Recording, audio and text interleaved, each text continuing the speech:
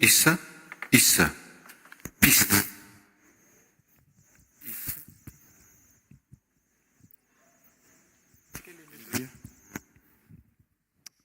Halleloia. Dao tsika hitsangana voninahitran'Andriamanitra miarabanao amin'ny anaran'i Jesosy Kristy dia manasa antsika rehetra mihitsy ampitodika ny fotsika makany amin'Andriamanitra irery ihany. Fotoana indray ty fotoana izay ahafahantsika manolotra ny tenantsika eo-pelantanan'Andriamanitra dia ndaontsika tena hoe izay tiany Jesosy rehetra mihitsy no avelantsika ho tanteraka eto androany satria ty dia fotoan-dehibe mahatonga anazy fotoan-dehibe tsy le daty na le ora na le calendrier fa eo amin'ilay fotoana izay anekenao mihoatra an'Andriamanitra. Tsaroantsika tsiraray avoana iny fotoana voalohany iny dia andao ataontsika fanombohana vaovao indray ty fotoana androany ty ahafahantsika mampanaiky ny momba antsika am-pelantanan'Andriamanitra. Andehantsika hivavaka raha sitraka ao. Ray tsara indrindra masina mandrakizay misaotra anao zay ny amin'izao fotoana izao. Fotoana sarobidy tokoa satria fotoana izay iantsonao ny tsiraray avy itaomanao anay rehetra tsiraray avy ho tonga soamantsara eto amin'ity fitoerana ity. Ampanaiky ny fonay ny amin'ny fitarianao. Ampanaiky ny momba anay sy ny fisainanay rehetra Andriamanitra amin'izay sitraky ny fonao. Misaotra Jesosy ny amin'ny fitarianao nandritry ny herinandro. Betsaka ny zavatra natrehana, betsaka ny zavatra tsy maintsy natrehana kanefa ny tananao dia teo foana Andriamanitra. Misaotra Jesosy fa tsy mba nanary anay mihitsy ianao fa teo foana ianao tamin'ny fotoana rehetra. Mankalaza anao zahay ary mideranao zahay fa tena lehibe ianao Andriamanitra.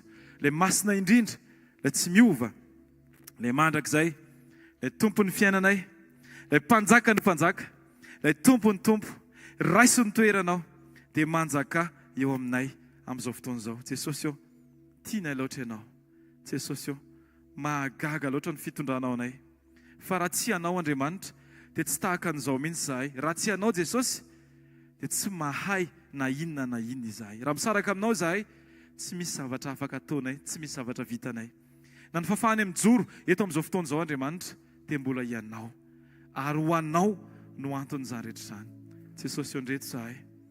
Tsy hoe anisan'ny olona tanteraka indrindra fa ndreto zahay Jesosy manaiky ampanetretena, ampanekenay ny momba anay sy ny fisainanay rehetra. Ny any anatinay rehetra any Andriamanitra dia ampangininay avokoa faoka ny teny tokana izay hitarika anay dia ny fitarian'ny fanainao masina. Jesosy eo, vavaka izahay mba ho feno ny fanahy masina ny rehetra. Ety am-panombohana dia efa feno sahady izay Jesosy Kristy.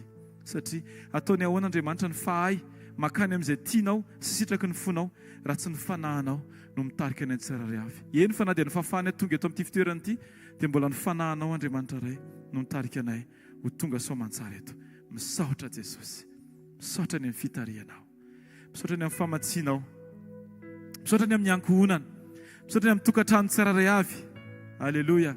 Misaotra ny amin'ny asa ny tsiraray avy, misaotra ny amin'ny fizahan-toetra izay tsy maintsy hatrehanay mba hahafahanay mamoaka an'ilay toetra izay andrasanao.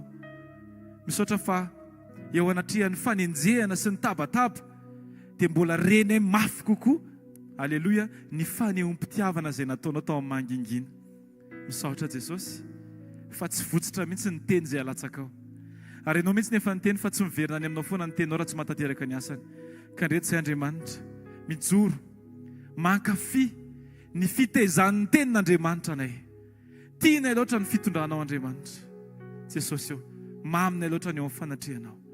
Dia androany Jesosy, aok'izay Andriamanitra, tsisy afoy ianao, tsisy asaraka anao. Misaotra raha eo ny amin'ny famindramponao. Misaotra Tompo. Ataontsika samy misaotra an' Jesosy amin'izao fotoana izao. Asa raha atao fisaoranao an'Andriamanitra. Isaory ny anarany masina. Ankalazao izy. Ny amin'izay rehetra efa nataony, ny amin'izay rehetra mbola ho ataony, ny amin'izay rehetra ataony amin'izao fotoana izao. Isaory fotsiny izy misaotra Jesosy. Ny amin'ny zavatra rehetra, misaotra ny amin'ny fitariana, misaotra ny amin'ny famatsiana, misaotra ny amin'ny teninao, misaotra ny amin'ny fanahy masina, misaotra ny amin'ny fananganana, misaotra ny amin'ny fampatsahivanao hafa. Misy fotoana mety varindrina Jesosy dia ny fanahinao mampianatra hoe aza variana ianao fa mijoro androany. Jesosy eo iza moa za Andriamanitra no mba hiresahana. Eny fa na dia ny olona Andriamanitra mety tsy te hiresaka aminay intsony. Fa zavatra azony antoka Andriamanitra dia izao hoe mahatoky ianao, marina ianao, lehibe ianao, mandrakizay ianao. Misaotra Jesosy. Sady ianao mihitsy nefa mampianatra anay Jesosy Kristy hoe misaora amin'ny zavatra rehetra fa izany sitrapon'Andriamanitra ray ao amin'ny Kristy Jesosy ho anareo. Dia amin'izao fotoana izao te hisaotra anao izay Andriamanitra. Te hisaotra anao fotsiny izay fa tianay loatra ny fitondranao. Ataontsika vavaka izany isaoran'Andriamanitra ary teneny mihitsy hoe tiako be ny fitondranao Jesosy. Tsy voatery takatro, tsy voatery zakako eo am-piatrehany fa ny zavatra azoko antoka mety ny fitondranao Jesosy. Tiako loatra ny fitarihanao ahy Jesosy.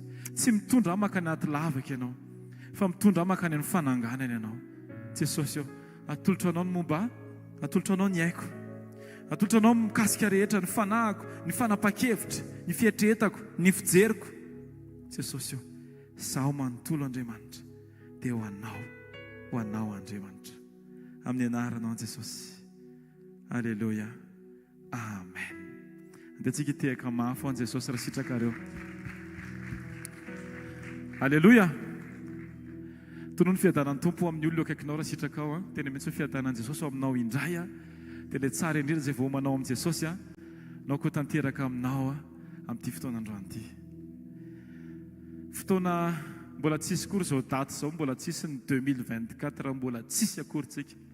Dia efa atao am-pon'Andriamanitra ity fotoana ity satria fotoana izay hiandran-dran'Andriamanitra indray hanaovantsika dingana mihoatra. Alleluia. Tsika tsy tokony hifaninana amin'ny manodidina antsika, fa ny tokana tokony hifaninananao dia izay tsy vitanao maly efa ao androany. Amen. Dao tsika maka Salamo fahavaraka amin'ny valopolo. Salamo fahavaraka amin'ny valopolo, andiny voalohany ka hatramin'ny fahadimy. Salamo fahavaraka amin'ny valopolo, ny andiny voalohany ka hatramin'ny fahadimy. Izay vakiko izao amin'ny anaran'i Jesosy Kristy manao hoe: miobio an'Andriamanitra herintsika, manaova feo fifaliana ho an'Andriamanitra Jakoba. Asandrato ny hira ka velezo ny amponga tapaka, ary tendreo ny lokanga mahafinaritra mba amin'ny valia. Tsofi ny anjomara amin'ny volana, eny amin'ny feny volana dia amin'ny andro firavoravontsika. Fahalalana ho ny Israely zany, ary fitsipik'Andriamanitra Jakoba. No tendreny ho vavolombelona eo amin'ny Josefy izany. Raha nandeha namely ny tany Egipta izy, nandreteny tsy fantatro aho. Amen. Tao tsy velantsika izy zavatra hafa na fitaovana, instrument de musique na olona aka ny toeram-piderana izay endrasan'Andriamanitra anao. Faoka ny fotsika vonona tsara hideran'i Jesosy amin'izao fotoan'izao. Tao tsika hivavaka mialohan'ny ahafahantsika mihira satria tsy ny hira ny tokony mitondra anao eo fanatrehan'Andriamanitra, fa ny fonao feno itahitan'Andriamanitra dia afaka mibatanao eo anatrehan'Andriamanitra. Alleluia. Tao tsika hivavaka ento ny fonao atolory an' Jesosy amin'izao fotoan'izao. Aoka ny itahitanao ny tondranao eo fanatrehan'Andriamanitra amin'ity fotoan'ity. Jesosy atolotra anao ny foko, atolotra anao ny momba, atolotra anao mikasika rehetra Andriamanitra. Tsy misy afeniko aminao fa ariarika eo amin'ny fanatrehanao Andriamanitra. Jesosy tsinotsinon'Andriamanitra raha voatsinao. Te hisaotra anao satria mety foana ny fitondranao. Te hisaotra anao Andriamanitra satria endro loatra ianao ka tsy hoe mihaino ny etaetako foana ianao dia mamaly. Fa indraindray fantatrao fa diso ny etaetako, ary fantatrao fa ny fikasanao dia tsara lavitra noho izay rehetra fiheverako. Jesosy ty fotoana ity Andriamanitra dia fotoana izay hitondrako ny foko anatrehanao, mba ahafahako manana fo voanatra tsara sy voataizan'ny teninao Andriamanitra, ka tsy hivilivily hijery ankaviana hijery ankavanana, fa hifantoka aminao mandrakariva. Ninninona mipoaka akavia sy ankavanana, ninninona zavatra mitranga manoloana sy aoriana, daoka ny fifantohan'ny foko Jesosy dia ho anao irery ihany. Ary te hisaotra anao Andriamanitra satria fantatro fa tsy hoe zany mahay mamindra na zany mahay misafidy, fa ianao Andriamanitra no nitarika ahy eto amin'ity fitoerana ity. Misaotra ny aminay rehetra tsy ankanavaka, na zahay ato anatin'ity efitrano ity, na zahay izay manaraka ny ambadika an' Jesosy. Tehirizo izay Andriamanitra mba ho tafatoetra mandrakariva ao amin'ny sitraponao. Hanao ny saotra Jesosy, hanao ny fiderana Jesosy, hanao mandrakizay ny fiankofana izay atolotro Andriamanitra, satria ianao nefa antony hatramin'izay, dia mbola mandrakizay mbola hianao foana no antony. Asaiko ianao hivavaka amin'izao fotoan'izao, atolory an' Jesosy, ataovy izy no antony ity fotoana ity ho anao. Tsy tonga eto ianao hijery olona, tsy tonga eto ianao hijery fotoana, tsy tonga eto ianao satria nisy olona niteny, fa za mino fa matoa ianao tonga eto dia ny ten'Andriamanitra mihitsy milaza hoe tsy misy mahay manatona aho izy Jesosy raha tsy nitao amin'ny fanahiny raiko. Misaotra fany masina feonao no nitaona anay. Misaotra Jesosy feonao koa no mbola nametraka ny fanahinao ho fananganana ny tsirairay avy. Anao ny saotra iram-po. Alleluia. Anao ny saotra iram-po, anao riray masino satria nomenao anay Jesosy zanakao anao anao nisaotra eram-po nisaotra eram-po anao riray masinao satria nomenao anay Jesosy zanakao Jesosy zanakao fao aminy fao mininy hery hoany malemy sy ny arena hoany mahatra fa ny ainy no nafoiny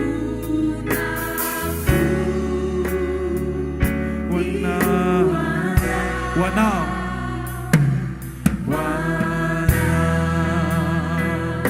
raha eo misaotra anao ny amin'ny zanakao ilay tokana izay nomenao anay nafoinao ny zanakao ilay tianao indrindra mba ho famonjena sy ho fananganana anay Jesosy eo misaotra satria tsy hoe nitereny ianao anolotra ny tenanao ho famonjena ny tsara ray avy fa lehibe ny fitiavana izay atao am-ponao ka tianao mba hiainan'izany zahay tianao mba hiainan'izany zahay mba tianao andova ny famonjena mandrakizay misaotra ray fa tsy manadinanay ianao alleloia anao nisaotra eram-po nisaotra eram-po anao ray masinao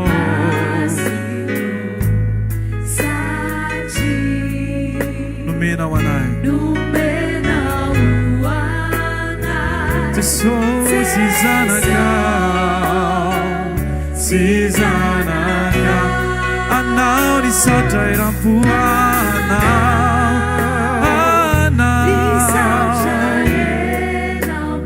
anao irery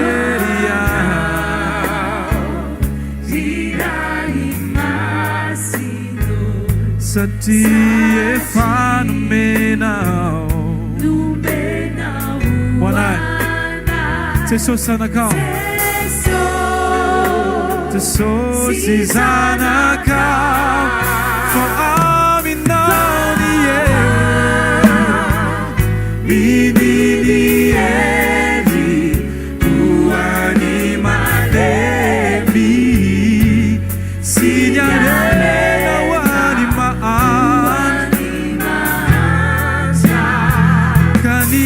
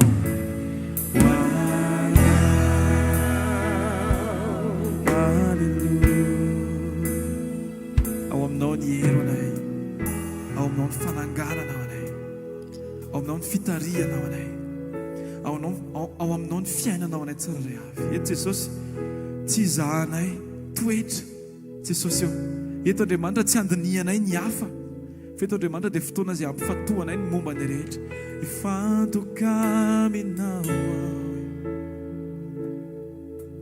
Jesosy anaiky izay fitondranao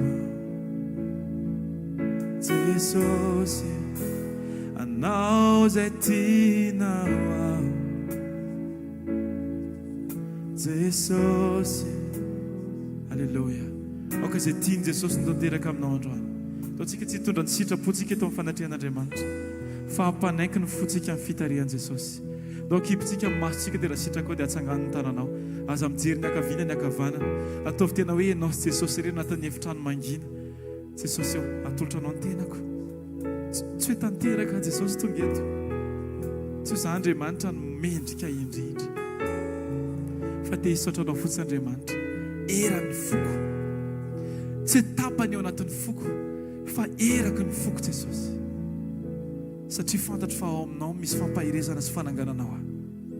Tsy any amin'ny olona ny réconfort ny tsirairay avy. Tsy any am-bavan'ny olona ny fampahirezana anay Jesosy. Fa ianao miteny ny fanangananao anay. Alleluia.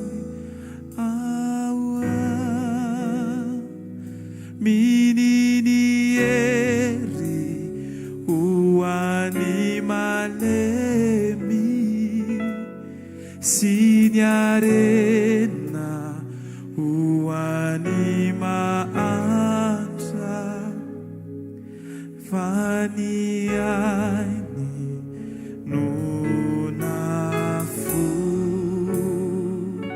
ni uana fawa minini eri uanima lemi signarena uanima anta faniai non afoi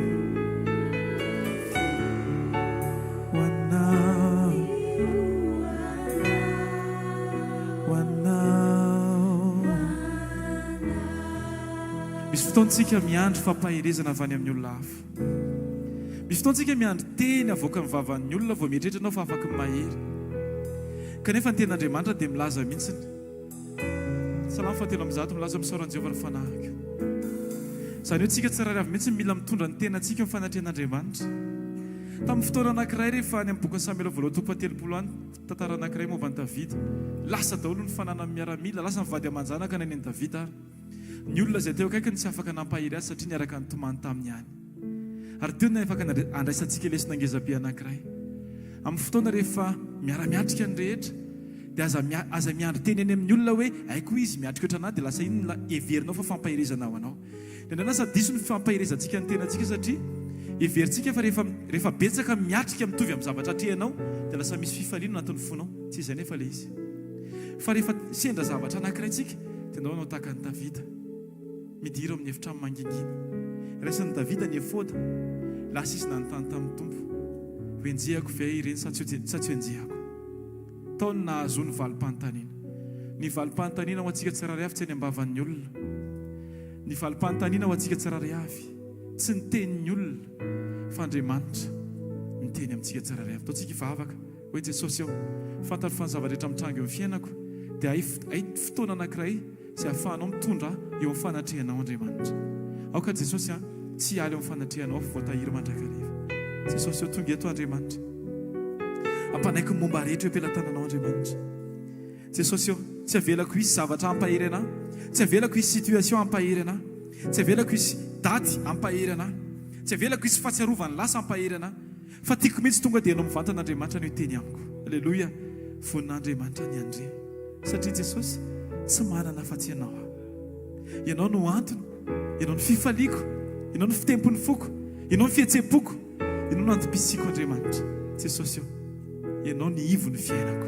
Ary ianao no ilaiko mandrakizay Jesosy. Tsy zavatra, tsy ty fotoana ty, tsy le fotoana Jesosy no ilaiko, fa ianao Jesosy no ilaiko. Ataontsika vavaka zany. Ahitsy mihitsy ny fivavakantsika tsirairay avy androany. Tena mihitsy hoe Jesosy ianao no ilaiko, tsy le ferahana no ilaiko. Alléluia. Fa ianao mivantana mihitsy Jesosy ny tiako ameno. Satria Jesosy zavatra fantatra dia zao hoe je n'ai que toi dans le ciel. Je ne désire rien d'autre que toi sur la terre. Si je suis faible et même si je tombe, Dieu est le soutien de mon cœur. On doit faire ça. Je n'ai que toi dans le ciel, que toi dans le ciel. Je ne désire rien d'autre que toi sur la terre. Si je suis faible, et même si je tombe, Dieu est le soutien de mon cœur. Oh oui, Dieu, tu es le soutien de mon cœur, mon héritage est mon plus grand bien. Oh oui, Dieu, tu es le soutien de mon cœur. Près de toi, je me sens bien. Quand mon cœur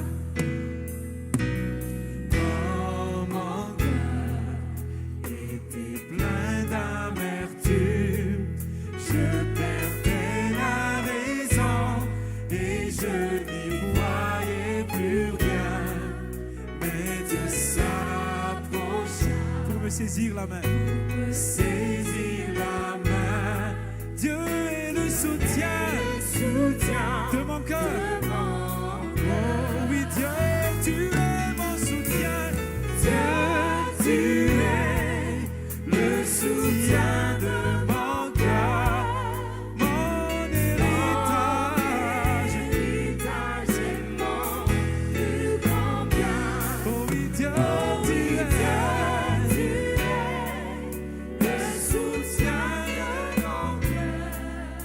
près de toi, je me sens tout pour yana noa diankina nivu arena kuyana tupu sifana te socio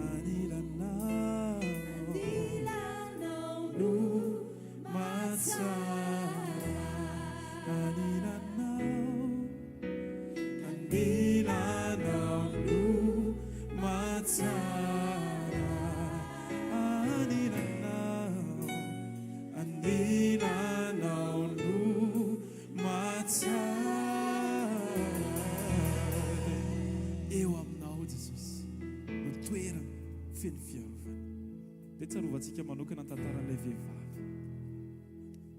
tratra olan-tanana nitsangatsanga teo amin'ny toerana izay nieveran'ny olona rehetra fa fanamelohana azy no toerana novain'i Jesosy ho fiarovana tsara indrindra ho azy.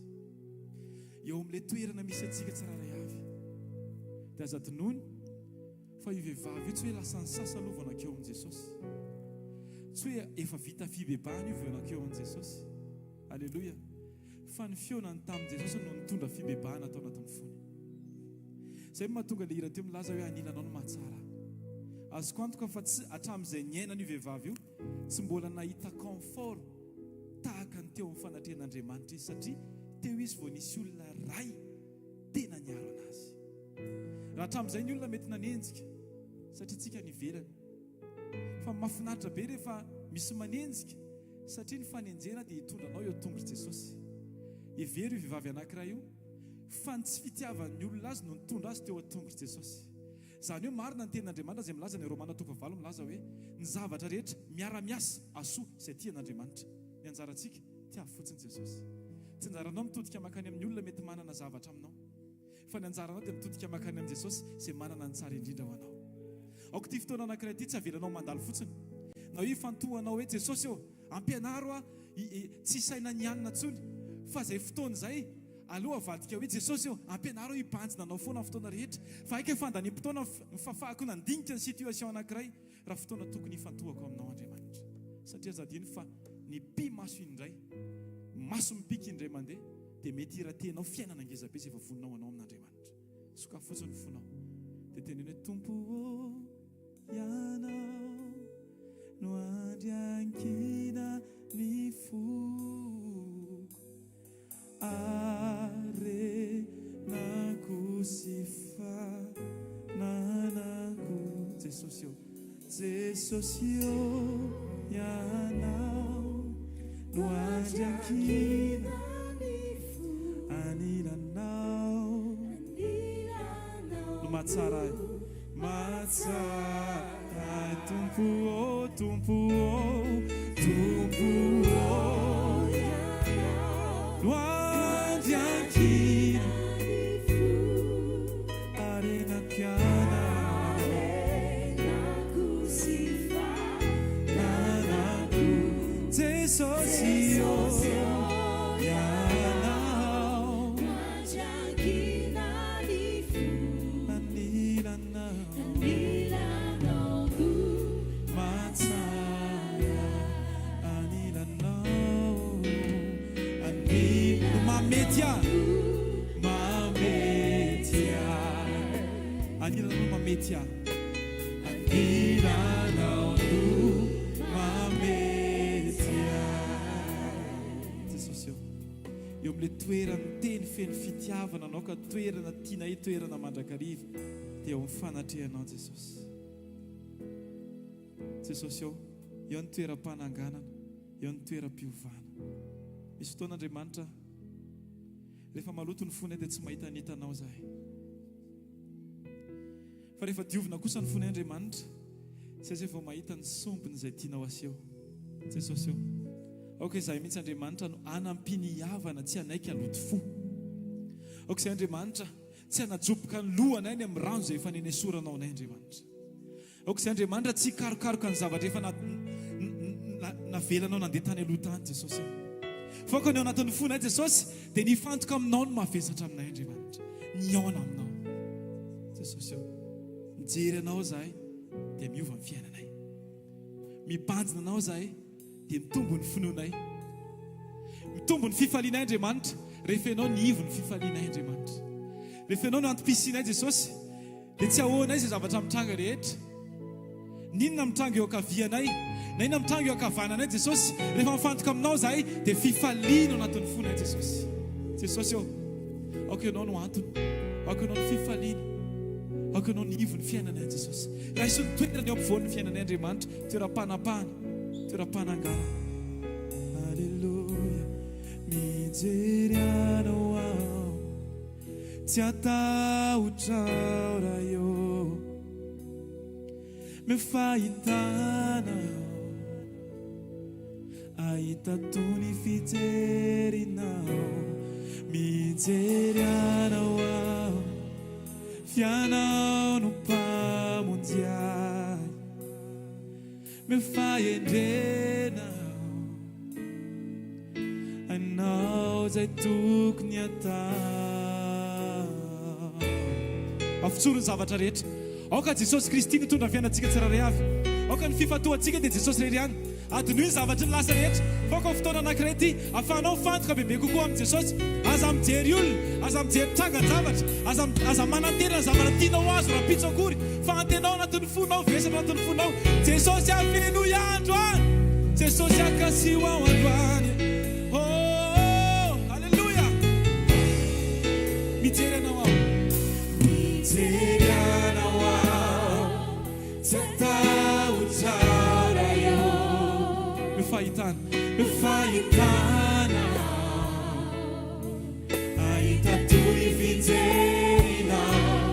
Mijery anao aho fianao no mpamonjy ahy mifahendrenao. Tena mihitsy hainao zay tokony atao Jesosy, hainao zay amin'ny heniko rehetra amin'ny heniko rehetra tianao ilay ambigako tianao rivatolapiko amin'ny andro fiainako sy hoandra kizay amin'ny heniko rehetra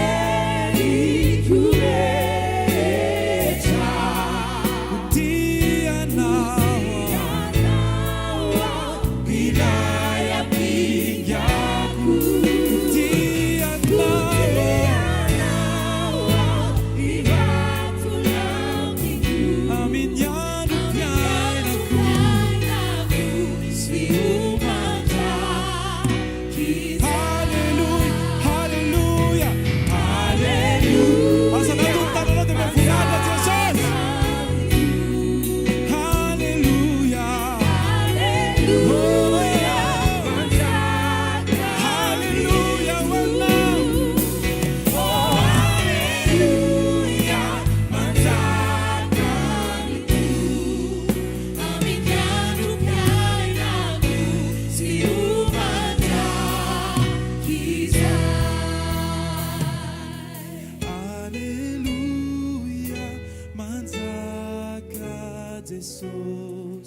Aleluia, manjaka Jesosy. Aleluia. Aoka ny vavantsika rehetra mihitsy ariderana zany hoe manjaka Jesosy eo amin'ny fiainako. Aleluia. Manjaka Jesosy amin'ny andro fiainana sy ho mandraka izay. Aleluia. Aleluia. Aleluia, manjaka Jesus. Aleluia, manjaka Jesus. Oh, aleluia, manjaka Jesus. Amin'ny andro fiainako sy hoandra kizay. Aleluia, sy tiaka mahafaty Jesosy. Aleluia.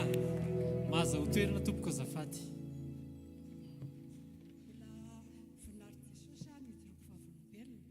Ty fijoroam-bavolombelona ity zany tsy tao an-tsaiko mihitsy fa rehefa ilay mifomaraina mivavaka iny dia tenenin' Jesosy hoe ianao tokony mijoro-vavolombelona tamin'ny resaka tahotra dia nampatsivony daholo ilay niainako izany sasany teny olona tena napahorin'ny tahotra voakely dia tena hoe navolomborona manidina ary dia mampatahotra rehefa ndeha atory dia kontroleko daholo hoe mity ve ny hidim-baravarana ambony sa ny ambany any.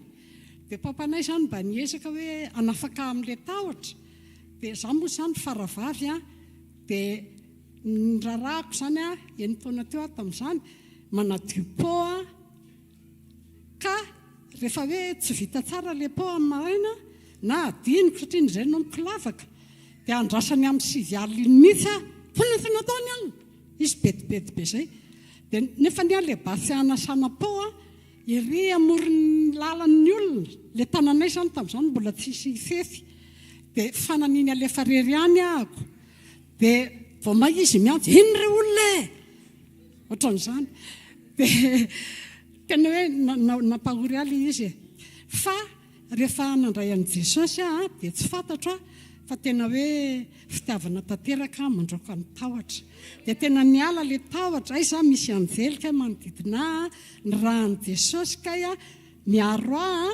ary dia impirimpiry ahako amin'ny avy mirava eto amin'ny ariva amin'ny valo sasany vao tonga any aminay zany zariry nefa tsisy tahotra tsony dia ho an'i Jesosy tery ny voninahitra. Aleluia. Mandroso tompoko.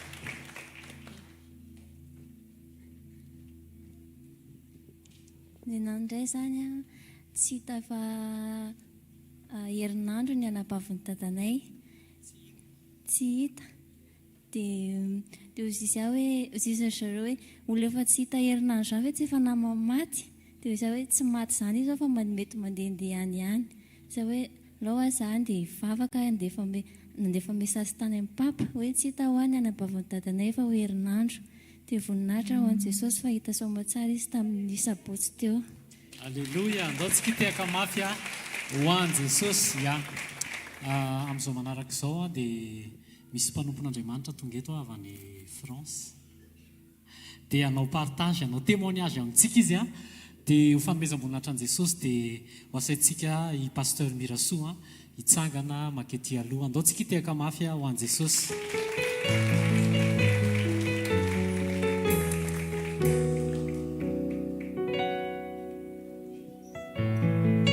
Tovy mafy ny tiaka ho an' Jesosy ary.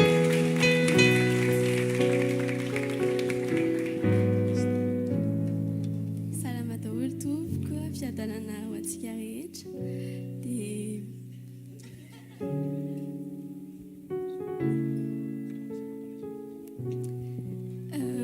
tena faly amin'izao fotoana izao miaraka aminareo androany dia hanao témoignage kely momba an'izay nataon'i Jesosy tamin'ny mpianako. Ataon'i Jesosy tamin'ny mpianako izany amin'izao fotoana izao. Toizako amin'ny teny frantsay kely izy. Ça faisait un petit moment, il y a depuis quelques mois, même peut-être plusieurs années, que je disais à Tanzun, mon mari, que j'avais envie de venir à Madagascar parce que ça faisait très longtemps, depuis 2018, que je n'étais pas revenue. Efa fotoana fohifohy zay amin'ny herinandro na mambolana amatoanany mihitsy nary zany tsika kosa mba andeha.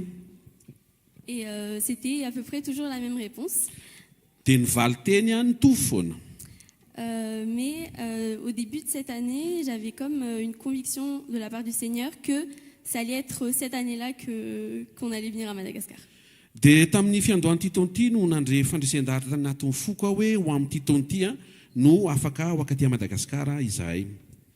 Et à ce moment-là, j'ai commencé à un petit peu arrêter d'en parler, mais je gardais ça dans mon cœur et j'avais vraiment une grande foi que le Seigneur allait le faire cette année.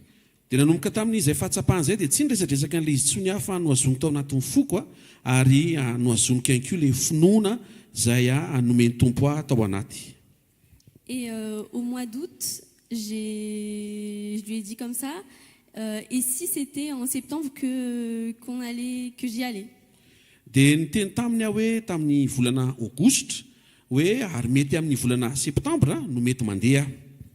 Parce qu'à ce moment-là, lui ne pouvait pas encore venir. Et quand je lui ai dit ça, il m'a dit directement, oui, vas-y, t'as raison, vas-y. Dia tao anatin'izay izy no tsy afaka nandeha moa izy fa niteny tamiko kosa izy hoe ye mandehana tokoa ianao fa mety zany. Et du coup, à ce moment-là, le Seigneur a donné toutes les possibilités et je suis là, j'ai bien pu arriver. Voilà, dia nomeny tompo reo fahafahana rehetra ary tonga somatsara eto Madagasikara amin'izao. Et la raison pour laquelle j'avais vraiment ressenti ce besoin presque de venir à Madagascar, c'était parce que ma famille me manquait beaucoup et aussi j'avais pas encore rencontré les parents de Tanzun depuis notre mariage. Dia anisany nampirisika hoe teo akaty Madagasikara faran'izay aingana satria nalahelo ny fianakaviako aty ary ny ao anatin'izay koa mbola tsy niaona mivantana tamin'ny ray aman-dreniny pasteur Tanjona izao. Et donc, par la grâce de Dieu, on a pu se retrouver, se rencontrer, etc. Et vraiment, gloire à Dieu pour ça.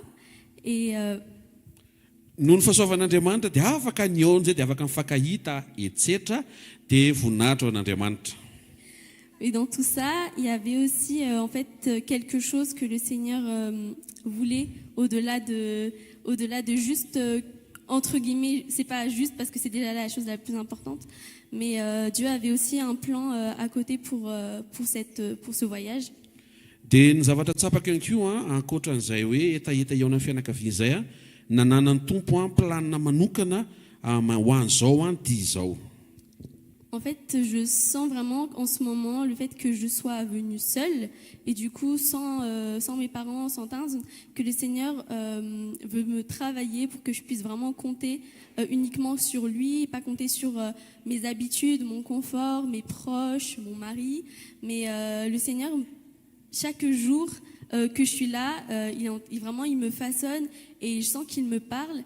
Et je lui rends vraiment grâce parce que en fait, il n'y a pas une plus grande joie que d'être près du cœur de Dieu. Ny zavatra tsapaka dia sambany ahy zany a no tsy miaraka amiko ny ray aman-dreniko a ary tsy eo akaikiko mivadiko a dia zavatra tsapako a lalana nitondran'Andriamanitra manokana ilay izy a amola volana ny foko a mba ahafahako tena mahatsapa ny fisiny sy ny fanatrehany a manokana ary mandrehan'izany amin'izao dia izao. Moi, j'avais le plan de venir voir ma famille, mais Dieu avait aussi un but plus important encore, c'est que vraiment je puisse dépendre de lui le plus possible. Et j'aimerais vous encourager à ne pas avoir peur d'aller là où c'est pas confortable, là où c'est inconnu, ou là où vous avez peur aussi. Dia ny zavatra tsapako a tena hoe Andriamanitra mihitsy no nanampy ahy ary nitondra amin'izao lalan'izao mba ahafahako tena miankina aminy a bebe kokoa ary ny ampahirezako anareo a dia aza matahotra ny iroso na handeha amina toerana tsy voatery ho fantatra na mety ho lavitra ny fahazarana mampety ianao a mba ahafahanao mifankazatra amin'Andriamanitra. Parce que là où le Seigneur est, en fait, on n'a rien à craindre. Et aussi, je vais vous encourager aussi à vous attendre à Dieu dans tous les détails de votre vie, à ne pas vous presser, mais à tout simplement attendre et accepter le temps de Dieu. Ny zavatra tsapako tanatin'izay lalan'izay ihany koa dia ny asaribidin'ny fisian'Andriamanitra sy ny fanatrehan'Andriamanitra eo. Izany hoe tsara indrindra dia Andriamanitra eo. Dia mampirisika hoe apetrao amin'Andriamanitra ny kipitsony na ny atsipiriany momba ny fiainanao a ary indrindra aza matahotra aza maika azafady voilà aza maika avelao Andriamanitra amin'ny fotoanany. Dia voninahitra ho an'Andriamanitra ireny. Gloire à Dieu.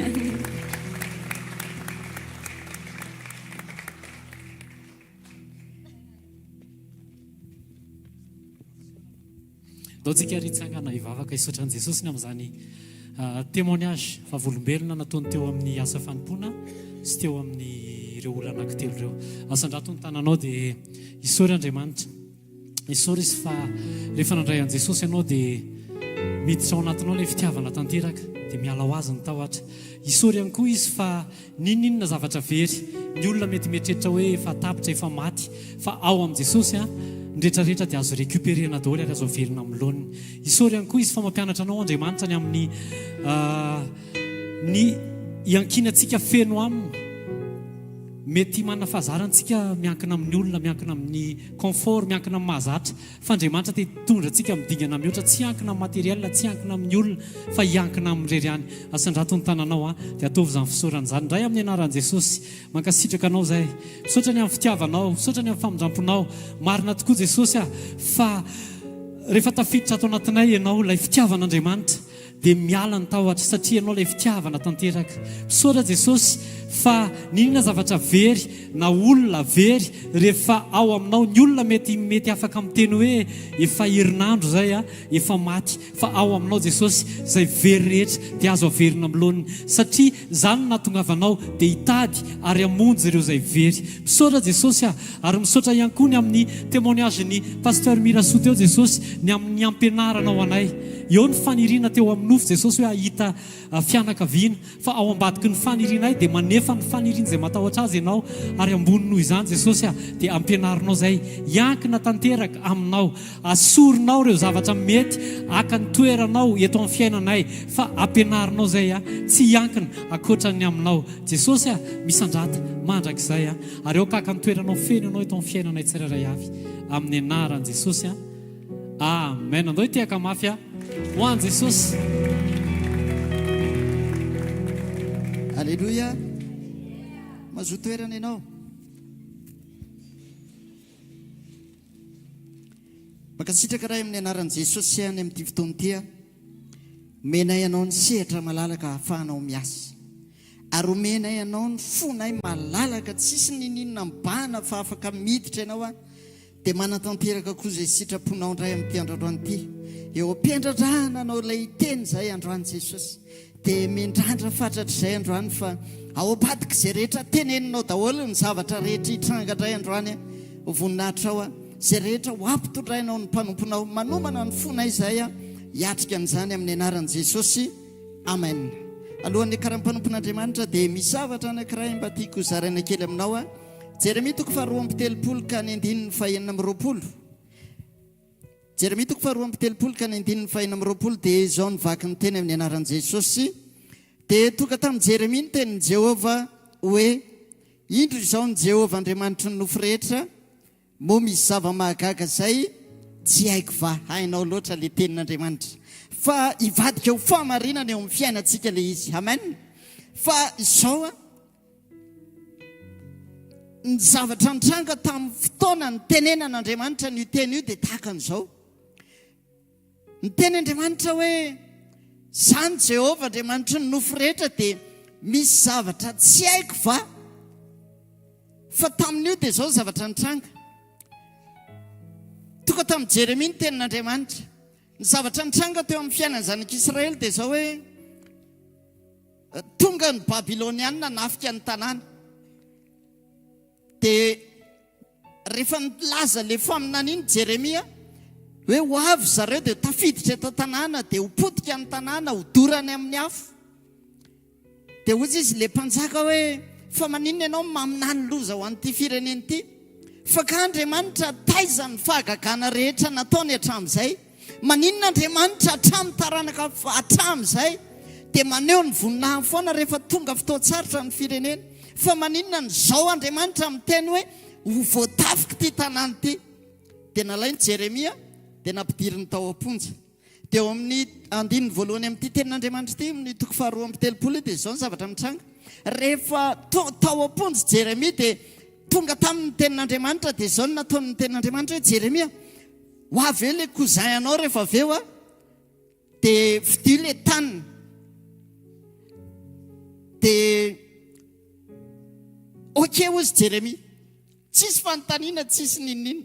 Dia tonga tokoa le kozayany dia teny taminy hoe, ao mba vidio le taniko fa ianao sisa mety afaka hamonjy anahy. Dia nividiany Jeremia somatsara le tany. Fa inona ny zavatra mitranga? Eto ny tian'Andriamanitra hisariana antsika androany. Aza mijery ny zava-misy ianao. Amen. Ny zava-misy nitranga dia izao, zavatra tsy lôzika ny ampahanaovin'Andriamanitra ny Jeremia. Tsy lôzika satria ny tany efa ho bapon'ny fahavalo, ny firenena rehetra ho lasan'ny fahavalo, nefa ianao mbola asain'Andriamanitra mividy tany. Dépenser mandany vola. Tsy nametram-panontaniany Jeremia fa maninona no zany ny zavatra ampanaovinao Andriamanitra. Fa zao akta profetika nasain'Andriamanitra nataony. Etsika ara-paminaniana. Ary izay ny tian'Andriamanitra ho tonga ao anatin'ny foko sy ny fonao androany. Aza mijery izay zava-misy, fa meno fotsiny izay tenenin'Andriamanitra dia arao dia aza edina hevitra. Amen. Aza metrahana fanontaniana kory. Hozy izy ny voalaza ny tenin'Andriamanitra. Rehefa any ambany any dia nanazava amin'izay Andriamanitra any amin'ny 9:7. Hozy izy hoe, ho avy ny fotoana hozy izy. Eto amin'ity tany izay ataona rehefa hoe rava, tsisy olona, tsisy fanantenana ity, fa mbola hisy fividianana tany ray amin'izany fotoana izany. Eo amin'ile tranga heverinao mihitsy hoe tsy possible tsony. Hozy izy Andriamanitra, mbola possible fa za mahafantatra ny tranga ny erinany. Amen. Dia hafa mafy ianao an'Andriamanitra. Manana fanantenana fotsiny androany. Ilay teny amin'izay ny nampaherezin'Andriamanitra ny Jeremia hoe zao, zany Andriamanitra ny nofo rehetra, moa misy zava-mahagaga izay tsy haiko fa manoloana n'izay zavatra heverinao fa sarotra androany. Ho avy eo mpanompon'Andriamanitra hitondra ny hafatra. Ekeo fotsiny izay tenenin'Andriamanitra aminao. Amen. Aza miady hevitra, aza mametraka akory fanontaniana ao anatinao. na dia tsy takatry ny sainao. Zay mihitsy Andriamanitra rehefa miasa, mampanao anao zavatra tsy takatry ny sainao izy, ary zavatra tsy lôzika ny ampanaoviny anao, fa rehefa manaiky ianao zaka n'le teny dia zay no ataon'Andriamanitra. Amen. Tsakany eo amin'ny toerana misy ianao, satria to tananao dia manaova vavaka androany, dia teneno Jesosy androany hoe tsy maninona fa teneno zay rehetra tianao ambara Andriamanitra androany, fa vonina ako amin'ny amen andray izany teny izany. Misaotra ray amin'ny anaran'i Jesosy a, misaotra ny amin'ity fotoana ity androany, misandrata indray ianao, mitenena indray manambara ny sitraponao, satria fantatray dia zao eo amin'izay tontolo rehetra heverina fa mety efa tsy mety tsony, tsy misy fanantenana, tsisy azo antenaina, eo amin'izay tranga rehetra heverina fa sarotra, eo mihitsy ianao no mitsangana dia miteny hoe haiko atao ny zavatra rehetra. Misaotra Jesosy amin'ny fiandradrana no iandradrana ny teny sy ny afatra androany, manambarany sitraponao a, fa miaino izay amin'ny anaran'i Jesosy. Amen. Miteka mafitsika, andraisantsika ny afatra hoentin'ny mpanompon'Andriamanitra.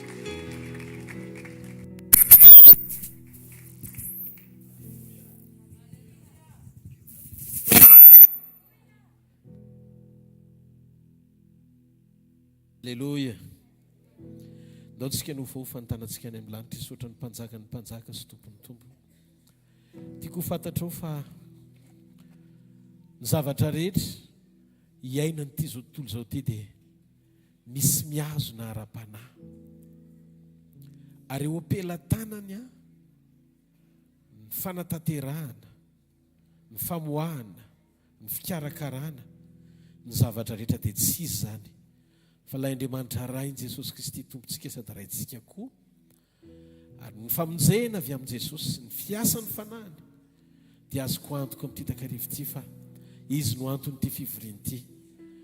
Tsy olombelona ny atongavanao eto, tonga eto ianao angetaentan'Andriamanitra.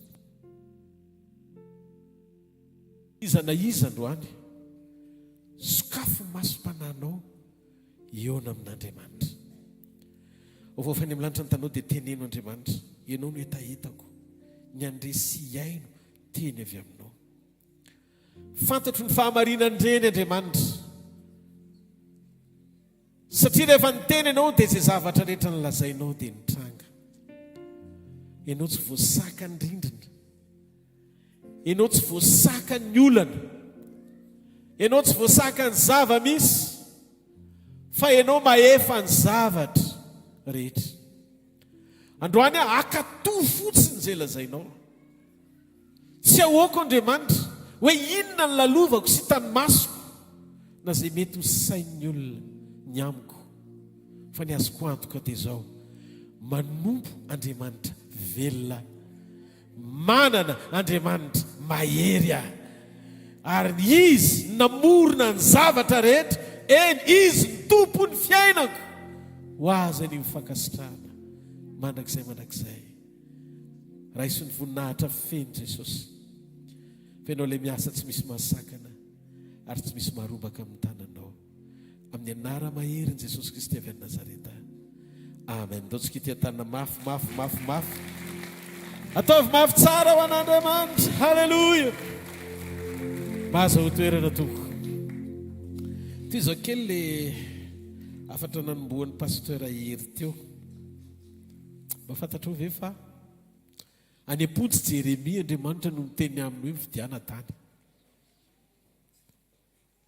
Inona ny mamaika an'i Jeremia voalohany? Raha olon'ny kajy izy, raha olon'ny fisaintsainana tsotra izy hoe inona ny mahamaika azy? Ny mahamaika azy avoay ato aloha vao miresaka hoe hividy tany tsika. Za zao ato am-pontsy ozy izy Jeremia, aiza moa ny ahafahako hoe hividy tany? Ny fahafonen'Andriamanitra, izy milaza ny farany hatramin'ny voalohany ary manambara izay mbola tsy natao akory. Ty ampahery ianao a, tsy fiafaranao io zavatra lalovanao io. Mandalo vetivety io fa Andriamanitra efa mahita hoe aiza ny faranao manoloana ny zavatra rehetra lalovanao androany. Mety tsy tianao ilay izy toerana tsy tianao, zavatra mitranga tsy dia mahafinaritra anao. Fa ohatr'izay koa Jeremia, fa hozy Andriamanitra, vidio le tany, vidio le tany. Andriamanitra tsy miteny hoe tonga eto aloha moka anao fa za mantsy manana programa mpividy tany ianao. Any am-ponja jeremy eo amin'le état d'âme, eo amin'le misy azy, eo amin'le mahizy azy, eo amin'le mbola tsy mendrika sy tsy mety mihitsy, eo amin'le toerana tsy mahafinaritra mihitsy ny tonga Andriamanitra miteny hoe vidio le tany. Androany teteny amintsika hoe tonga eto izay Andriamanitra izay miaraka amintsika eto amin'ny alalan'ny teniny izy manambara zavatra tsy takatry ny sainao foana, ary izy tsy voatery hifanaraka amin'ny lojika anao, fa zao fotsiny ny angatahako aminao, ekeo fotsiny izay zavatra lazainy. Mety tsy takatry ny saiko izany Andriamanitra androany, fa ny zavatra azoko antoka dia zao: vonina ny aino anao. Atsangatra ny tanan'izay vonina iaino n'Andriamanitra mity takarivo ity. Tsy olona ny enotsika eto fa Jesosy ny enotsika eto. Ndao arytsika ity tanana mafy be ho an'ny tompony. Ny afatra androany dia mahakasika indrindra ny amin'ny asarobidin'ny toe-panahy araka n'Andriamanitra, ny asarobidin'ny vokatry ny fanahy raha oharina amin'ny zavatra sarobidy rehetra eo amin'ny fiainanao. Averiko, ny asarobidin'ny vokatry ny fanahy raha oharina amin'ny zavatra everinao fa sarobidy rehetra eo amin'ny fiainanao. Misy zavatra everinao fa sarobidy aminao ny manambe, sarobidy aminao ny lamina ny fiainatokantrano, sarobidy aminao ny salama, no ambinina amin'ny zavatra rehetra, sarobidy aminao ny hoe mandeha manao vakansy, sarobidy aminao misy zavatra sarobidy be dia be everinao, fa tsy ohatr'izany Andriamanitra. Zavatra tena sarobidy indrindra, mihoatra lavitra noho izay sarobidy rehetra everinao, dia ny fanananao antoka fa miaina amin'izay vokatry ny fanahy izay ianao. Jerentsika tantaram-piainan'olona anankiray atao hoe Joba. Vakitsika ny Joba toko voalohany, manomboka amin'ny andininy voalohany ka hatramin'ny andininy 2:20. Amin'ny anaran'i Jesosy, nisy lehilahy tany Oza, Joba no anarany, ary marina sy mahitsy izany lehilahy izany, sady natahotra an'Andriamanitra ka nifady ny ratsy.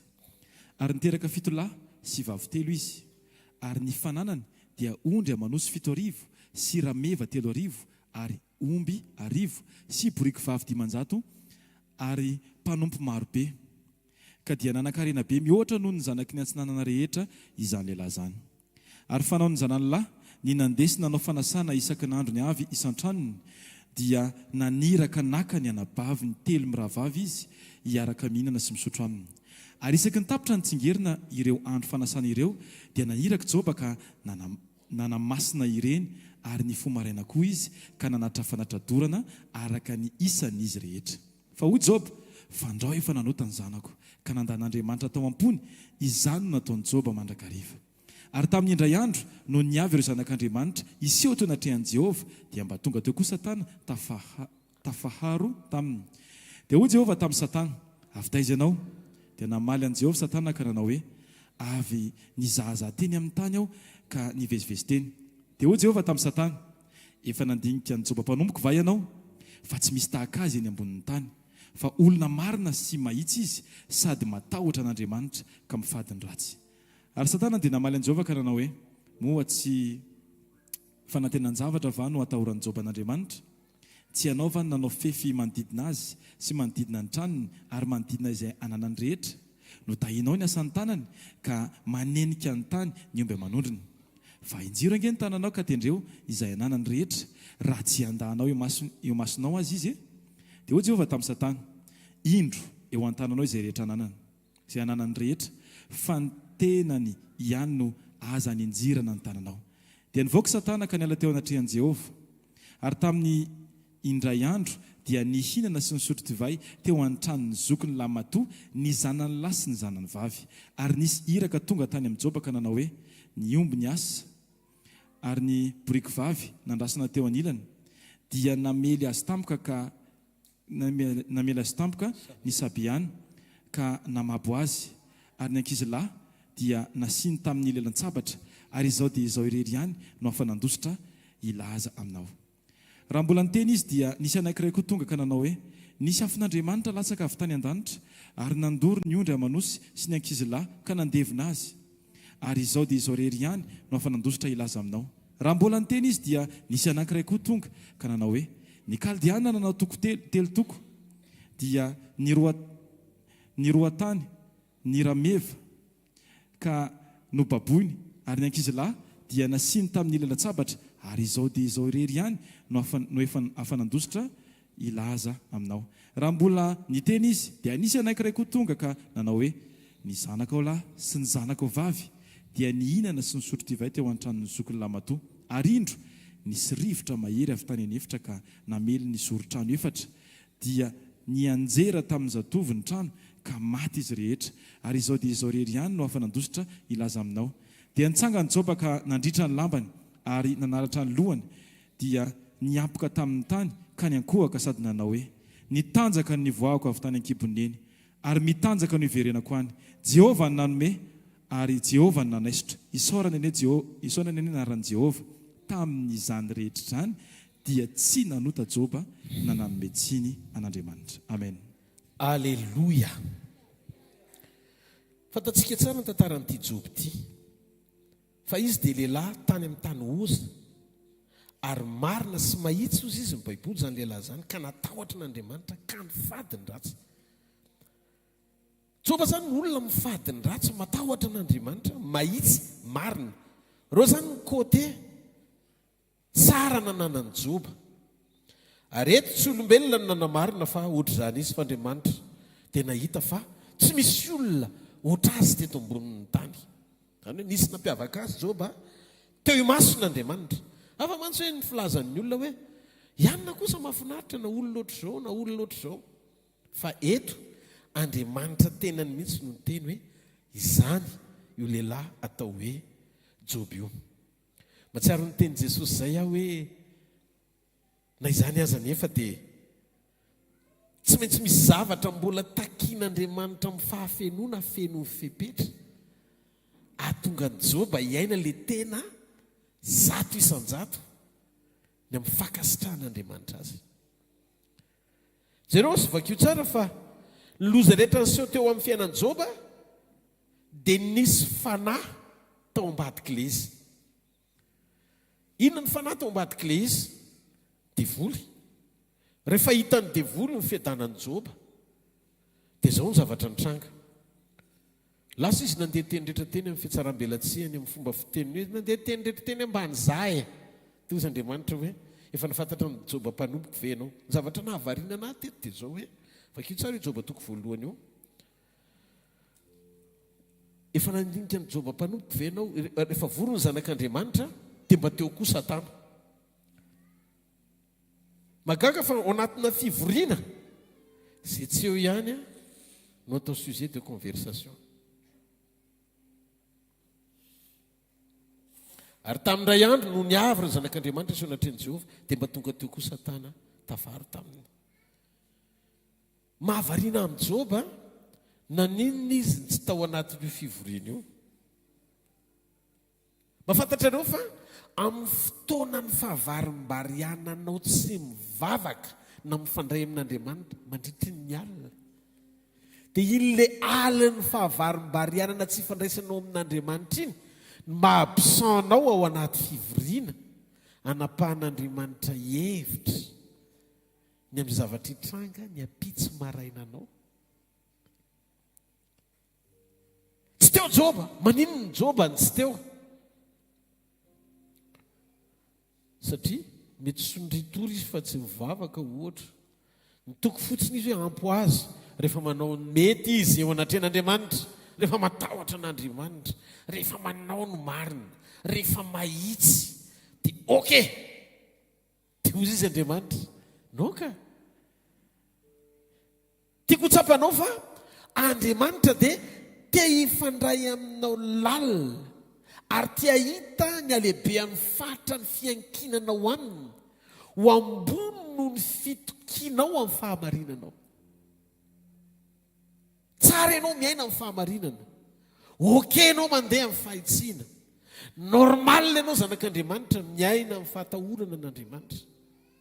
Fa tady dio tsy hoe satria misy olana ny olona vao natao hivavaka, fa amin'ny fotoana rehetra ny vavaka no ahitana Andriamanitra, fa tsy mety ny fiainanao raha tsy eo izy. Meko ohatra ianao efa lazaiko teto, men'Andriamanitra teny fikasana be deaibe i Abrahama, Isaka mihitsy no natolotra natao fanatitra teo tendrombohitra mba ho mari-panehoana amin'Andriamanitra fa tia azy Abrahama. Ninina tamin'ny tenany Andriamanitra fa tsy ho diso taranaka izany Abrahama, fa amin'ny alalan'ny Abrahama nitahina ny taranaka rehetra eto ambonin'ny tany. Izany hoe olona tsy natao momba mihitsy izany ny taranaka Abrahama amin'ny alalan'ny Isaka. Fa jereo ny Baiboly, jereo ny Baiboly fa momba Rebeka raha tsy mivavaka Isaka. Raha tokony ho izy ampy ny herin'ny teny fikasana sy ny fijoroan'i Abrahama. Fotsy Andriamanitra tsy zay ka tia hitanao ary Isaka eo amin'ny alitara mivavaka, anehoana ao am-ponao fa leo teny fikasana rehetra natao marina eo amin'ny fiainanao dia matery ao am-ponao ny hitrangany izany vao namaly azy Andriamanitra ka nanome azy an Jakoba sy Esau. Ilaina ny vavaka, ilaina ny vavaka. Joba nahavariana fa vory teo daholo ny zanak'Andriamanitra. Ianao zany rehefa mivavaka kay amin'ny alina dia manao présence eo amin'ny fanatrehan'Andriamanitra miaraka amin'ireo zanak'Andriamanitra rehetra maneran-tany, mifankahita ara-panahy ao an-danitra ao miaraka aminy. Ndao no tetanina mafy be ho an'Andriamanitra ny amin'izany. Zao nahavariana tao anatin'ity fivoriany zanak'Andriamanitra ity, Joba reriny tsy tao. Dia rehefa tsy tao Joba, nefa Andriamanitra zany mba te hifelicité azy angamba, tena mba tena hoe te hifaly Joba, faly be any aminao. Dia hozy izy Andriamanitra ary toa tsy eo Joba. Dia ny amin'izay Satana avy any, satria vitany zany nanadalan'ny Joba tsy mivavaka angamba na mahavarimbariana tany. Tonga amin'izay izy avy any dia mody mba metsara velatseona tren'Andriamanitra. Dia le fomba firesaka dia hoe nandeha teny tontolo teny efa tsy ndresaka izy zany ka nandinika ny Joba. Dia ozy Andriamanitra hoe hitan'Andriamanitra ny eo am-pony, efa nandinika ny Joba mpanomboka angahinao fantatrao ve izy? Mbola tsy misy olo loatra azy eny ambonin'ny tany. Dia teny Andriamanitra satria tsy teo Joba, dia izy ny lasa sujet de conversation Joba. Dia ozy zao zany ny zavatra mitranga, ianao rehefa amin'ny alina manana fotoana hitokanana sy hivavahana, fa amin'ny fotoana tsy hifandraisanao amin'Andriamanitra mandritry ny alina dia misy tontolo ara-panao manao pari any amin'ny tontolo tsy tamaso any, mandinika sy mijery no mombanao amin'ny fotoana tsy mahaeo anao. Mahita fa amin'ny alalan'ny vavaka sy communion tsara nananao amin'Andriamanitra, voatononona ny an-danitra ny anaranao, dia au courant ianao ny amin'ny zavatra rehetra hitranga sy ho tanteran'Andriamanitra ho fiainanao tsy mahareteka ho an'Andriamanitra. Halleloja! Nandeha ny resaka toy izy Andriamanitra, atao very izay tianao atao sy maintsy ny Satana, fa zao ny ainy ihany no azaka tiana. Zany ry havana ny mahatsara ny fisiany teny mpanisiana ho mihoatra lavitra no ny teny pampaherezana tsotra. Jereo ny Baiboly, inona ny zavatra tenenin'i Jesosy rehefa hanangana disiply izy. Jereo Matteo 7:20 vetivety. Matteo 7:20. Halleluja. Ny 9:20. Manoko 9:20 ka hatramin'ny 9:20. Ary Jesosy nantona dia niteny tamika nanao efa nomena ny fahefana rehetra any an-danitra sy aty an-tany. Koa mandehanareo naniraka izy zany ataovy mpianatra ny firenena rehetra. Manao batisa azy amin'ny anaran'ny Ray sy ny Zanaka ary ny Fanahy Masina. 9:20. Sady mampianatra azy, hitandriny zay rehetra nandidiko anareo ary indra omba anareo mandrakariva mba raha-patonga ny fataperan'izao tontolo izao. Ny fampianarana dia miorona amin'ny fampitandremana. Inona ny filazantsara ao ambadiky ny fampitandremana mba hampiorona anao? Zay no mahatsara ny teny mpantsiana no ny teny mpanairana ao anatina fampaherezana tsotra. Ozy Jesosy mampianara azy hitandrina zay nandidiko anareo, zay rehetra nandidiko anareo. Eto zao ny Andriamanitra dia te hanaitra antsika hoe ianao dia tokony anana teny mpantsiana mihoatra no ny teny mpampaherezana. Satria ao anaty teny mpantsiana misy fananganana, ao anaty teny mpantsiana misy fampiorenana ra-panahy, ao anatin'ny teny mpantsiana misy teny mpampitandremana mba hafanao miorona tsara eo amin'ilay ampim-pisiana ilan'Andriamanitra anao sy eo amin'ilay toerana tian'Andriamanitra hitananao amin'ny mahampianatra Jesosy ianao. Ataovy amen. Ny fomban'Andriamanitra zany dia manaraka ho azy ho an'ny olona mitandrina zay rehetra nandidiny azy. Ka eto mahita ny tantaram-piainan'i Joba. Misy remarika tena tsapaka tao amin'ny fiainan'ity lehilahy tao hoe Joba ty. Raha ohatra ka mifomarainy Joba, korotana be ny zavatra nitranga. Nanomboka hitantsika ireo mesazy be dia be tonga hoe za rery sisany nahita afa nandositra fa zao ny zavatra nitranga. Za rery sisany afa nandositra fa zao. Zany hoe zavatra ratsy ny vaovao reny maraina. Fa nanino ireo zavatra ratsy ireo no nitranga? Satria nisy fanapahan-kevitra tao amin'ny tontolo ara-panahy. Tsy teo Joba fa variana tsy mivavaka. Dia lasa nisy resaka tamin'Andriamanitra sy ny devoly, lasa ny devoly indray ny présent n'aiza n'aiza. Aza vela isy nizaniza anaisotranao eo amin'ny toerana tokony iombonanao amin'Andriamanitra ao akianjany fiterana azy. Ataovy amen moa. Satria ny zavatra hitranga eo amin'ny tontolo hita maso dia misy ifandraisana ao amin'ny tontolo ara-panahy. Ny vavaka nefa dia firesanao amin'ilay Andriamanitra fanahy zay tompony fiainanao sy nanankinanao an'izany amin'ny mazanak'Andriamanitra anao. Diky fa ny zavatra sarobidy indrindra rehefa tonga olona fanahy ianao nateraka indray tao hoe zanak'Andriamanitra dia ny manatsara isan'andro ny fifandraisanao amin'Andriamanitra ampo amam-bavaka. Alleluia. Ary ny anananao antoka fianao ataovy azo antoka mihitsy eo amin'ny fiainanao na ray sekondra azy dia ataovy tsapanao anatin'ny fonao fa miaraka akaiky eo anilanao mandrakariva Jesosy. Izy no laza ino za ombanao mandrakariva mba raha-pahatonga ny fataperan'izao tontolo izao. Olona mahitsy sy mariny ity Joba ity, saingy tsy mba namaha olana ara-panahy mba nanitsy ny zanany, fa miafina fotsiny tao ambadiky ny fanatitra latsa-drà anamarikeloka tamin'izay zavatra tsy nety rehetra nataony zanany. Tenao ny Joba toko voalohany ao amin'ny Joba voalohany 9:5 mba jereo ny zavatra mitranga. Zao ny voasoratra ao amin'ny anaran'i Jesosy. Ary isaky ny tapitra ny tsingeriny ireo andro fanasan'ireo dia naniraka Joba ka nanamasina ireny, ary ny fomaraina koa izy ka nanatitra fanatodorana araka ny isanizy rehetra. Fa hoy Joba, fa andrao efa nanota ny zanako ka nandan'Andriamanitra tao am-pony. Izany nanaovan'i Joba, izany nataon'i Joba mandrakariva. Izany hoe izy zany tsy mba miafronte ny zanany mba manitsy ny zanany, fa eviteny amin'ny zavatra ety ivelany, amin'ny karazana fanatitra dorana, fa ndreo nanota ny zanany dia mba hamindra fo amin'ny Andriamanitra mba azonareo ve zany zavatra zany. Olona mahitsy manompo an'Andriamanitra, matahotra an'Andriamanitra, tena olona Andriamanitra mihitsy no miteny hoe mety aminy. Fa misy zavatra tsy tanteraka teo amin'ny fiainan'i Joba nahitany Satana irika mpangana azy.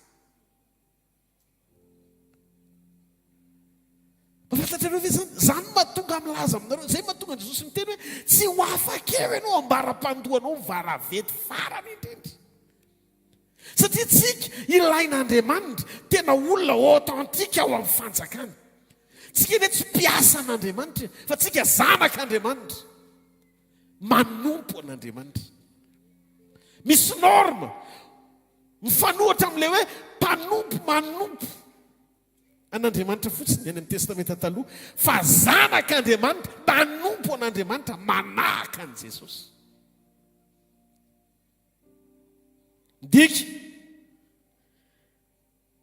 izy tsy mba nananatra, tsy niteny izy hoe zao mila miovonareo, mila mibebaka nareo. Raha nisy fahotanana zavatra tsy mifanaraka amin'ny sitrapon'Andriamanitra dia mba misy fivoriana ao an-trano, hitoriana tenin'Andriamanitra, ampahafantarinandreo akonan'ireo ny sitrapony. Tsy nataony Job zany fa navela fotsiny amin'izao ilay zanany, dia lasa fotsiny izy nakaondry dia nyvonony, dia nataony fanatitra ho an'Andriamanitra mba sitrany eny mampilamin-tsaina amin'ny fanatitra fa tsy manova le toepanahy takian'Andriamanitra nanana mba hijoroan'ilay akonany araka ny sitrapon'Andriamanitra. Ny fanarona keloka tsy neloava amin'ny fantsiana dia tsy masakana amin'ny fandringanan'ny fahavalo, tsy adivarotra hamaly ianao satria fiovampo ny sarobidy amin'Andriamanitra fa tsy felatsiny ao anaty fanatitra anarona keloka. Tsy felatsiny le izy, fiovampo no takian'Andriamanitra. Jereo zay rehetra tsy nanariny Job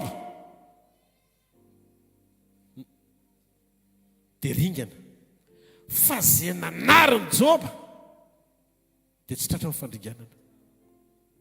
Jereo hoe Job toko 4:9 hatramin'ny 10.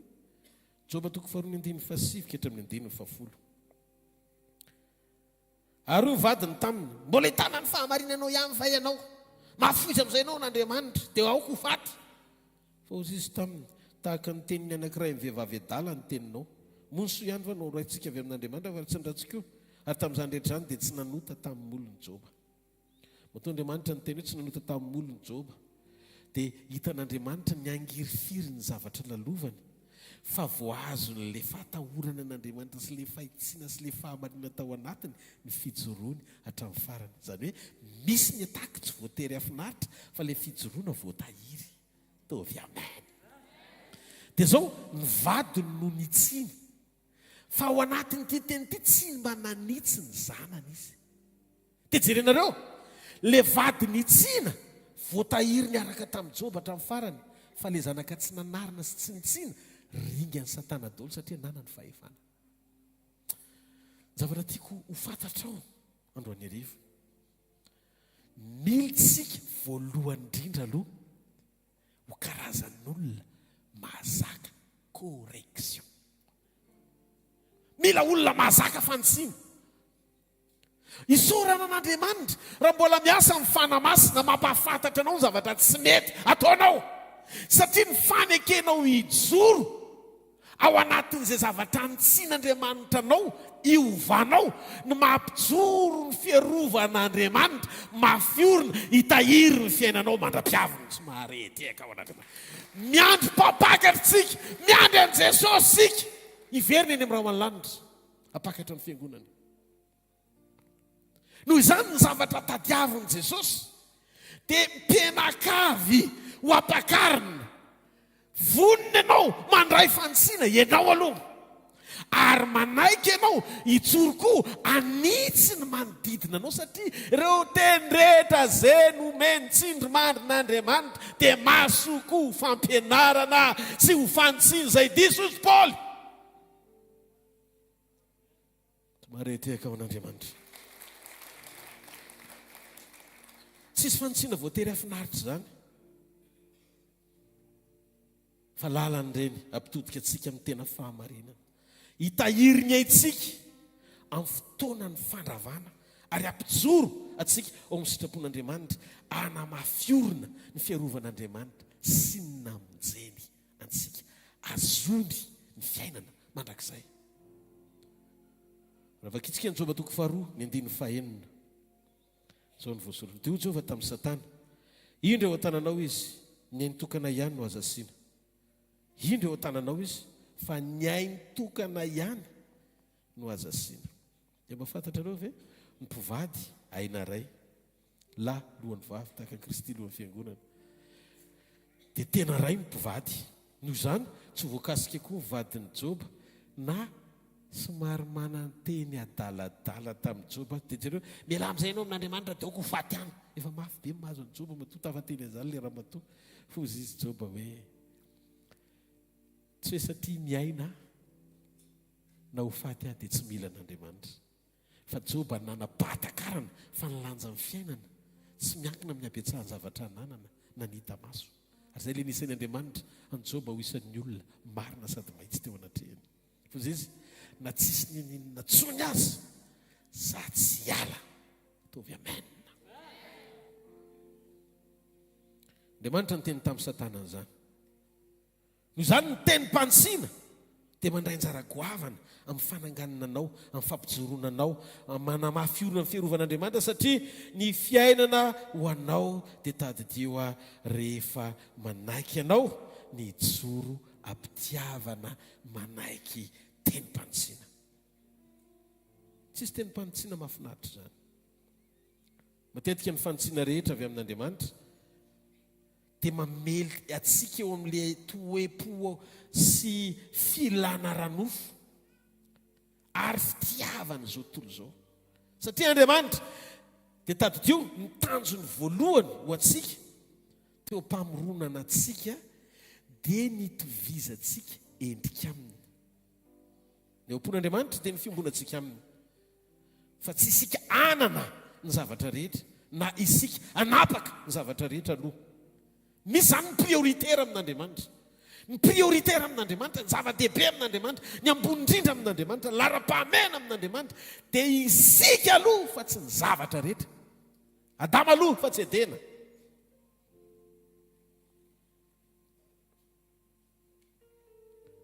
Adama rehefa very communion tamin'Andriamanitra dia very edena. Satria edena dia natao ho an'ny Adama manana communion amin'Andriamanitra. Rehefa miveriny Jesosy dia tonga izy hamonjy ny taranaka Adama very fa tsy hanome edena ho an'ny Adama mihodina, ho an'ny taranaka Adama mihodina. Averiko. Natongavan'i Jesosy hamonjy ny taranaka Adama very ara-nofo rehetra aloha fa tsy hanome an'ilay edena nandroasany azy rehefa nihodina izy. Noho izany ny fiverenanao no mamaika an'Andriamanitra fa tsy ny fahamatsinanao. Zany ny antony ny fiorenan'ny hafatra ho amin'ny fampitodiana amin'ny fibebahana marina mba tsy ho voasarony izay mety ho endriky ny fahatsarana ivelany le toe-po ao anaty tokony io tena ho an'Andriamanitra. Andriamanitra tsy niantso hitory ny fitiavany, ny ampahalala anao ny fahasoavany sy ny fahaiza-manaony fa raha ny amin'izany izy ny Jehovah Andriamanitra ny nofo rehetra moa misy zava-magaga izay tsy hainy va. Amin'Andriamanitra tsy misy mirakla fa ny zavatra rehetra izy ny fototry ny zavatra rehetra ary izy nahary ny zavatra rehetra. Noho izany tsy maiky amin'izany Andriamanitra. Mamaiky an'Andriamanitra ianao tafasaraka aminy, hiverina sy hiombona aminy, tsy hosondriana anambara amin'ny fahatsarana nefa tsy miaina amin'ny fahatsarana izay toriana. Zany mahatonga isaky ny miantso dia milaza tsy fotoana izao ahaiza mandahateny hitory fitiavana fa fotoana izao hiainana ny fitiavan'Andriamanitra. Fotoana izao tsy toriana fanetretena fa fotoana izao hiainana ny fanetretena. Zany mahatonga an' Jesosy milaza rehefa miverina izy dia ozy izy mohita finoana ao anatin'ny olona ve? Maro ny vembena amin'ny finoana satria vitsy ny tena manaiky hiaina ilay teny fahamarinana. Raha eto zao Jesosy androany hariva, inona ny zavatra mamaiky an' Jesosy? Ny banjina anao. So dia mbola misy geja miafina mamatotra ny fonao tsy ho libra tsara ahafahanao manam-pahatsapana ao anaty fa an' Jesosy ianao. So dia mbola misy.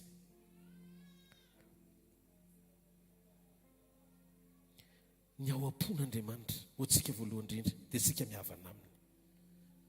Ianao ny sarobidy indrindra aminy fa tsy izao tontolo izao sy ny voary ny foroniny rehetra nataony vita aloha edena tena faran'izay raitra vita faran'izay raitra edena teo izy andeha morona olona amin'izay tsara indrindra nataony tahaka ny endriny hiasa sy hitandrina ny saha noentiny tao dia tao lamina be sy ny galabina be nanampiadanina tao amin'izany atao hoe edena zany Edamaseva fa vao nanomboka niodiny Edamaseva ndroany voaka ny edena mandraka androany tsy hita le edena hoe aiza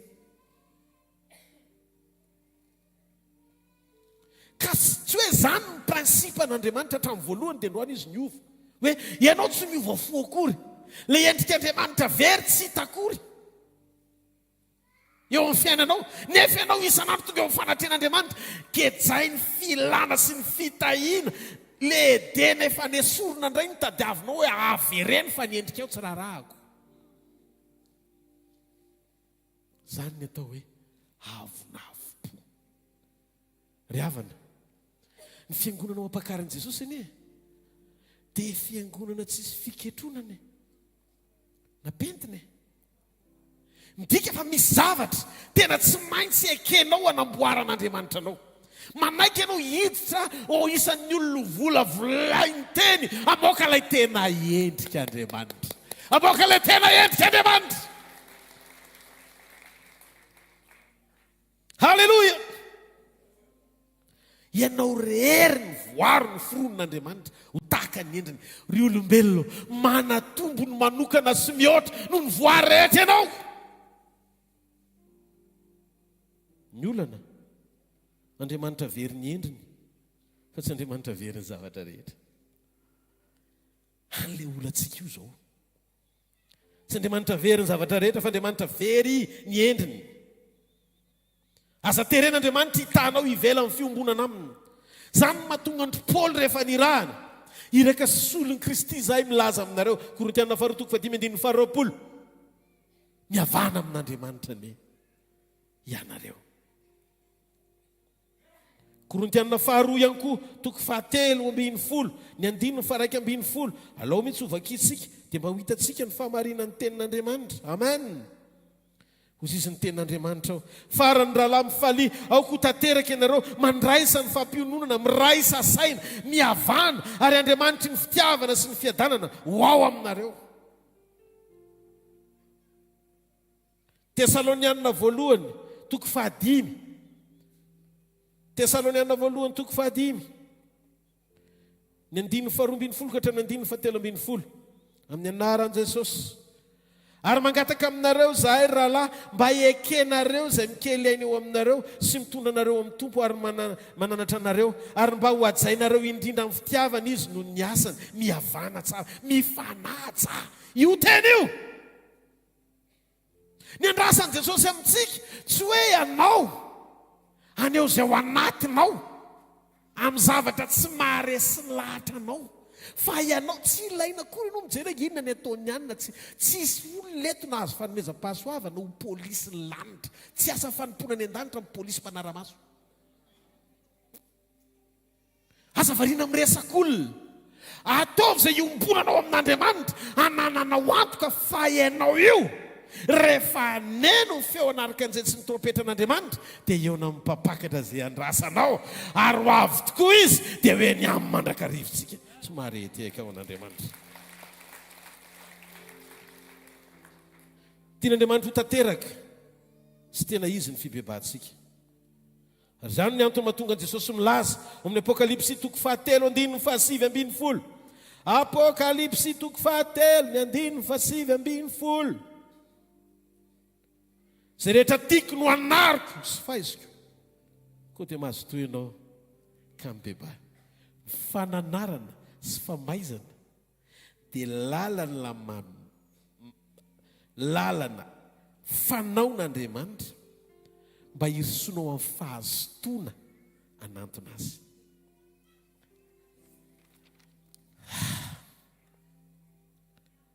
Jesosy dia naniraka atsika ampianatra hitandrina ny teny tsy hoe mandehana dia mampianara zavatra hafa fa zay rehetra nandidiko anareo ho tandremana zany no mahatsara ny teny mpandrisina mampatsiahy ny marina sy mampiorona atsika ho mpianatra tsara ny tenin'Andriamanitra ary miainy zany vao afaka ny ampiaina ny hafa ihany koa ny ai zany vo afaka ny ampena ny hafa ihany koa ary ny asarobidy ny toe-panahy anankiray zay tafatoetra amin'ny fahalalantsara'Andriamanitra dia mahatonga atsika mahatonga atsika tsy ho voazatoetra ela very ny zavatra rehetra Jehova satria nisy toe-panahy anankiray banga tao aminy natanteraka tamin'ny rehetra izy dia mahafantatra hoe ny asarobidy ny toe-panahy araka an'Andriamanitra anankiray tsy hitan'Andriamanitra ao anatin'ny olona anankiray zay lazain'Andriamanitra fa ho lefa mety aminy izy ny tena mety matahotra io mahitsy io marina io fa Satana ny apanga misy zavatra tsy mapety eo ka toy iz'Andriamanitra zao toetra dia tao jerena tarafinareo tokoa ilay izy fa tena hita tokoa aloha na tiana na tsy tiana fa mivoaka le toetra rehefa tonga le fisedrana za teny aminao indraindray rehefa tsy mety le fananarana nefa n'Andriamanitra ianao dia mampiditra anatin'ny sedran'iray Andriamanitra mba hamoahana anao satria rehefa tsy mety dia tsy mody mety amin'Andriamanitra n'Andriamanitra na mety na tsy mety na marina na diso na eny na tsy na mazava na maizina teto tonga saina namaky ny Joba toko voalohany milaza fa Andriamanitra mihitsy no ny teny fa tsy mbola mahita olona oatra an'io ahy eny ambonin'ny tany fa rehefa nandeha ny sedra voaka ihany ny fahamarinany zavatra tokony antsinan Joba ary niporofon'Andriamanitra tamin'ny Joba fa tsy reo zavatra very ny tsy vita mamerina azy avy eny rehefa hitan'Andriamanitra fa complet na feno ny fepetra takian'Andriamanitra nananana ny amin'izay toe-panahy zay banga tao amin'ny Joba nefa rehefa mibebaka izy zay natao fibebahana mibebaka ianao ary le fibebahana aorian'ny fisokafanao mahalala tsara an'Andriamanitra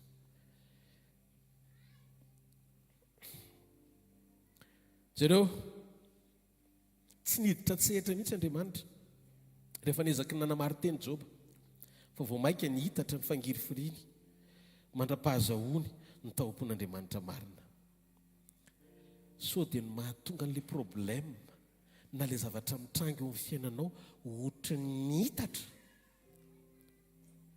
dia satria tsy omenao aingana le zavatra andrasan'Andriamanitra raha mandinika tsika na tena manafaka io mandeha ny amin'ny radio mandeha ombeny mandeha ny amin'ny internet sy ny zavatra be dia be zay torina eto fototra fampianarana marobe zay mitrangy isaka zoma sy sabotsy eto dia manitsy sy mampijoro atsika ho amin'izany toetra isaky mandre tenin'Andriamanitra tena mitsotra aminareo eto ny lanitra vavolombelona eto Jesosy mandeha atsika fa nampanompon'Andriamanitra izy ny mitondra fampianarana any amin'ny Shoprite na ny any ivelany any ampitan-dranomasina na ny eto na ny teny izay mitondra an'Andriamanitra ana dia miverina mihinana nyreny dia indraindray tsy mahita toro mihitsy manontany an'i Jesosy mba hampafantaro aingana mba hialako fa ndrao mpanompo nampiasaina fotsiny amorolona maro ao fansakanao sanatria fa ho lavina kosa ary zany mahatonga amin'ny Paoly miteny zaho izy Paoly lohany raha révélation sy fanambarana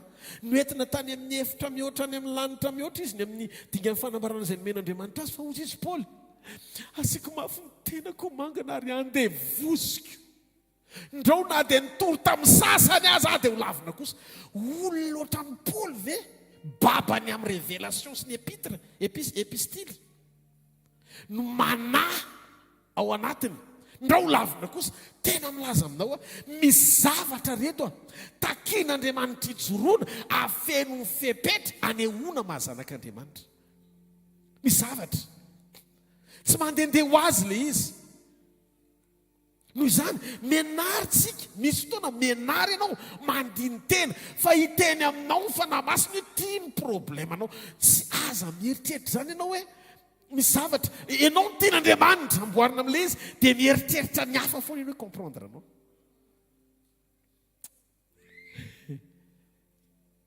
Joba zay ny problemany zareo anie ao amin'ny Joba toko 2:7 ny andiny voalohany ka hatramin'ny andiny 10 Joba toko faharoa amby efapolo ny andiny voalohany ka hatramin'ny andiny fahafolo vaky io miadana ny pastora malala jerevantsika ny zavatra mitranga ao. Joba toko faharoa amby efapolo ny andiny voalohany ka hatramin'ny andiny fahafolo. Amin'ny anaran'i Jesosy.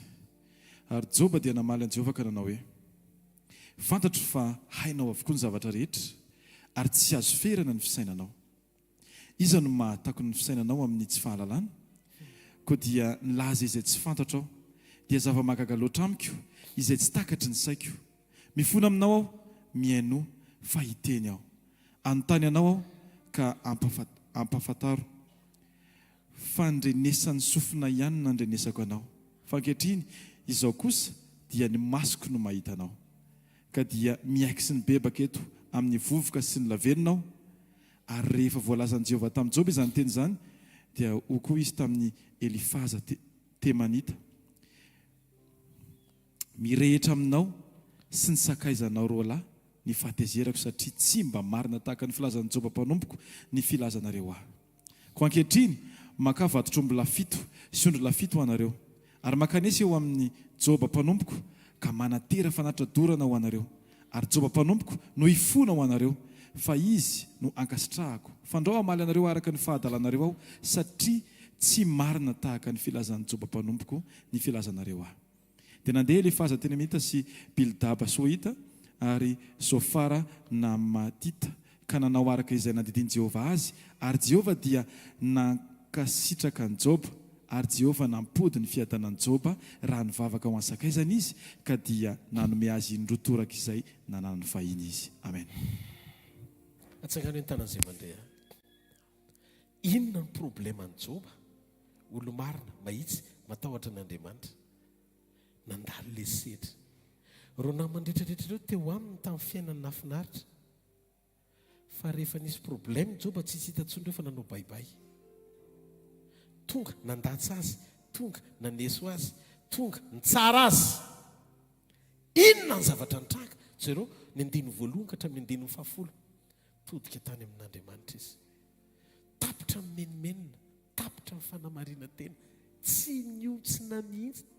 Tabataba Joba, fa tsy niotsina mihitsy Andriamanitra namaly azy. Fa teo amin'izay izy teny bebaka Andriamanitra. Hatramin'izay tena fandrenesan'ny sofina ihany, zany hoe zay reko ihany ny ainako, satria ety ivelany ihany maka information. Ny information renao avy any ivelany amin'ny olona mandoto ny fonao ka tsy hampiombonanao amin'Andriamanitra, dia mampahomby an'ny Satana hiazonanao ao anaty fampahoriana. Déconnecté. Problème ekeko fa afaka mivavaka amin'Andriamanitra mivantana ianao. Fa rehefa tonga tany amin'Andriamanitra le resaka, dia ozy Andriamanitra hoe non. Zao no izy, maintsy nisy telo amin'ny rahalahy. Tsy aty amiko, nareo no avela. Fa mandana makany Joba mpanompoko. Rehefa mamela nareo izy, dia avelako nareo. Zay ny dikany io. Ary zay mahatonga Jesosy nilaza. Ozy Jesosy, mamela mielokay tahaka ny amelanay zay meloka taminay. Fa mela keloka. Tsy afaka hivavaka ho amin'ny olona anankiray zay anananao alahelo zany ianao. Fa tsy afaka ny ho tafitohina koa amin'ny olona hoentinao mambavaka nefa na dia manondrana azy. Satria raha vao mandohalika ianao mipartisipe, mandray anjara, mivavaka ho an'iny olona iny, dia manomboka tafiditra ao anatinao ny fanaliana te ahita ny fiovany.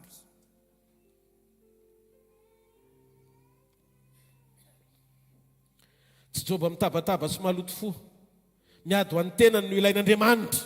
Fa Joba mivavaka ho an'ny sakaizany, izay manao tsinotsinona azy sy mitsara azy, mankala sy nandao azy. Fa tsy naverin'Andriamanitra aza very teo amin'ny fiainany, raha tsy mivavaka ho an'ny sakaizana manao tsinotsinona azy izy. No zany aza maika aloha mandohalika eo, zany marina sady mahitsy mety any, atao fiavoroeny fa efa ela koa any mba tianao e. Fosy Andriamanitra teom-pananankiray nararaka anao, ary zay no natonga ny zavatra rehetra mbola tsy miverina amin'ny laoniny. Satria ny fanomponao tsy tena ao anatinao le zavatra makarary fa ianao mametraka ny marary anao mihoatra noho izay zavatra andrasako aminao.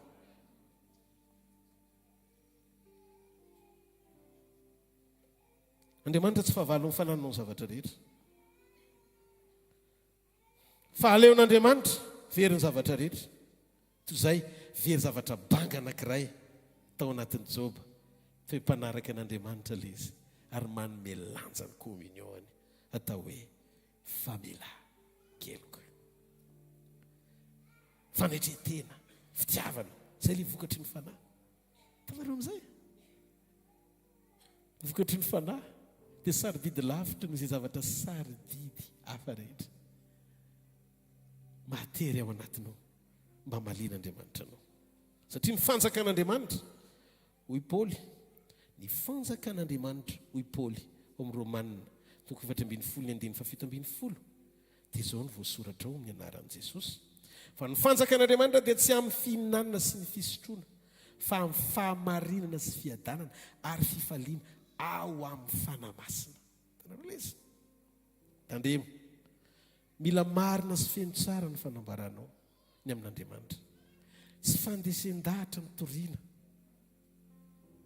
fa fahamarinana tsy fandesen-dahatra no toriana fa fahamarinana zao toetra ny ao am-po dia fantaro ao amin'ny fanahy ny zavatra andrasan'andriamanitra inona ny mahatery an'andriamanitra ary inona ny mahatery anao mahatonga anao mampirisika anao andohalika ahafahano mivavaka sy mangataka ho an'ny hafa no andrasan'andriamanitra aminao no marina te ahita ny fonao ao anaty fahalemem-panahy honena mpanota andriamanitra fa tsy kondanena hitanisany zavatra tsy mety ataon'ireny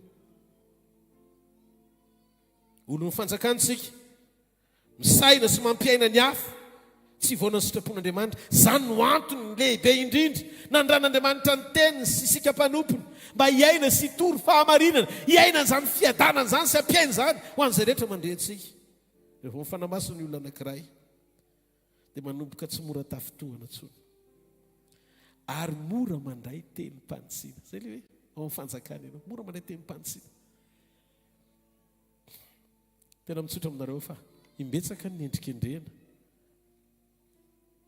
fa tsy nataitra azy zany feo be dehibe ny dreko misy fotoana fa mbola tiatsika mijoro foana eto teny ratsy maro be nefa re fozy a Jesosy eo tsy ampiova ny fanoloran-tenako sy ny fijoroako satria raha vo zay ny zavatra mitranga fandrenesan'ny sofina ihany fandrenesan'ny sofina ihany ny zavatra mifandrenesan'ny sofina ihany aza vela hiditra ao anatinao ianao mahalala fenao le karazan'olona andohalika foana angataka foana satria zao liziny tsy nanela izy fa eno ty teny ty za tsy ady ho aniza zany tena mijoro vavolombelona eto anatren'andriamanitra amin'ny anaran'i Jesosy jamea niady na ho an'ny ankonako azy ka namarina andreo ara-panazany satria tsy manana forsako amelana azy fa ny ran'i Jesosy no nadio azy vavaka raha misy tsy mety mba izy fomba amangin'andriamanitra ny tsirairay avy hiveriny eo amin'ny azy fijaliana alala fa Jesosy sy izy ny ona farany fa tsy za sy le naterako akory ka ty resaka ty tsy vazivazy fa kely sy izy dia lazao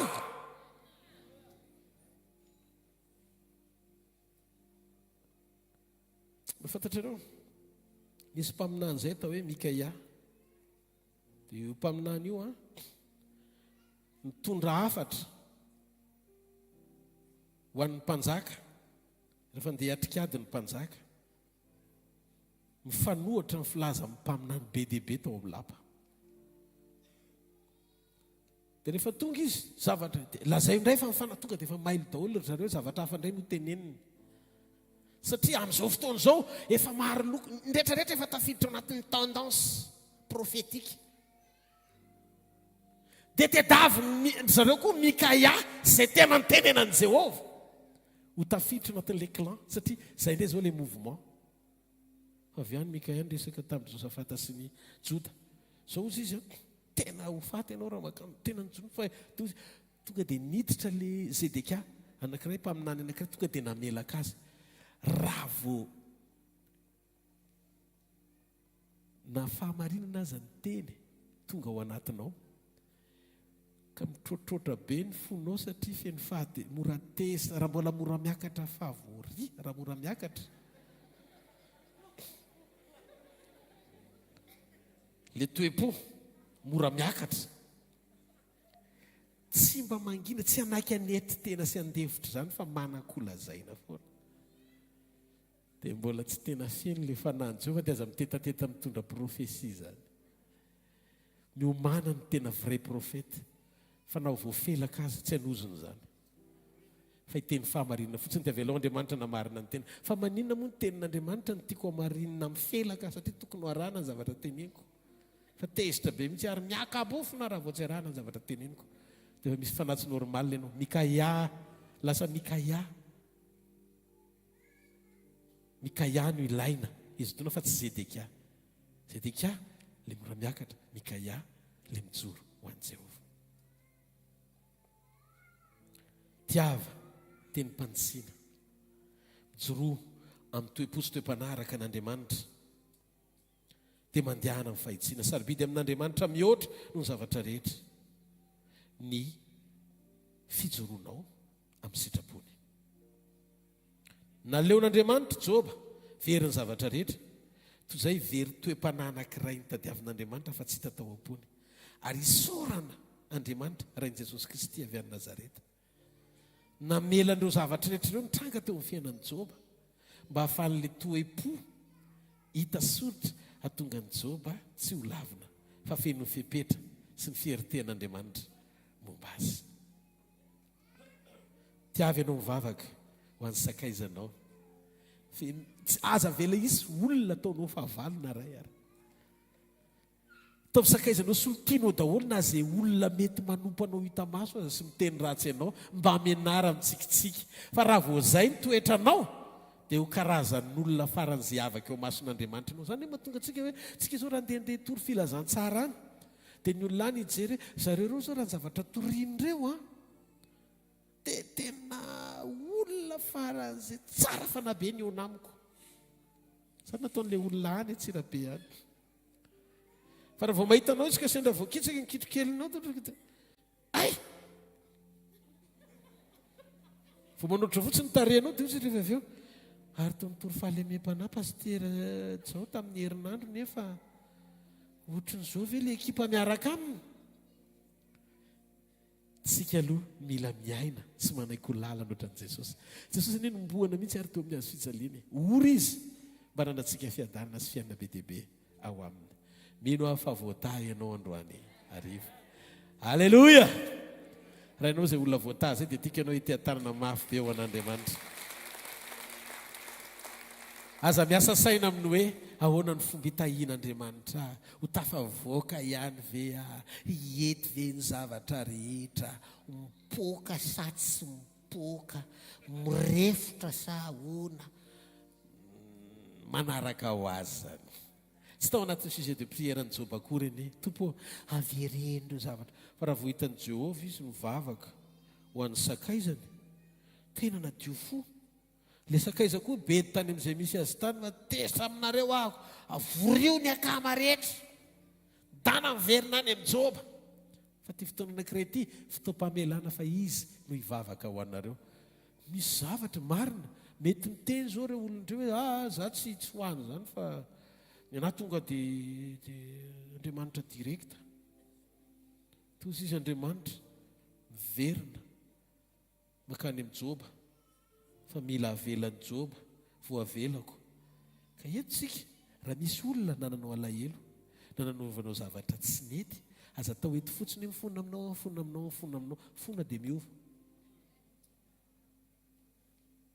sao dia efa baraingo no obesansanao vis-à-vis an'Andriamanitra sao dia efa tsy tena tanteraka tsoa le communion satria misy zavatra manakorotana ao anatinao mahatonga anao hiaina ny fandrenesany sofina ihany tsy zany mamorona fa Joba toko voalohany vakiana dia ho hitanao fa amin'izao masoko mihitsy ny mahita ny sokatra televizion dia vao nandoalika amin'izay dia hozy izy Andriamanitra kay zany misy dingana ara-pahalalana tokony ananan'ny Joba anasitranan'Andriamanitra n'izay zavatra rava sy very teo ny fiainan'ny Joba ho anao zanak'Andriamanitra tonga eto androany ariva tianao Jesosy zavatra anankiroa no zaraiko teo androany aza variana na amin'ny alina aza na amin'ny atoandro ataovy izay hitehirizana mikominionao amin'Andriamanitra miresa amin'ny foana atao vitan'io akianja foana ianao halleloia fa so ianao absent tampoka nefa efa mba mety ery zavatra atao dia tady toky amin'le hoe za kosa nefa manompo za tsy mijangajanga sanga misy any nangalariko zao ny solokiko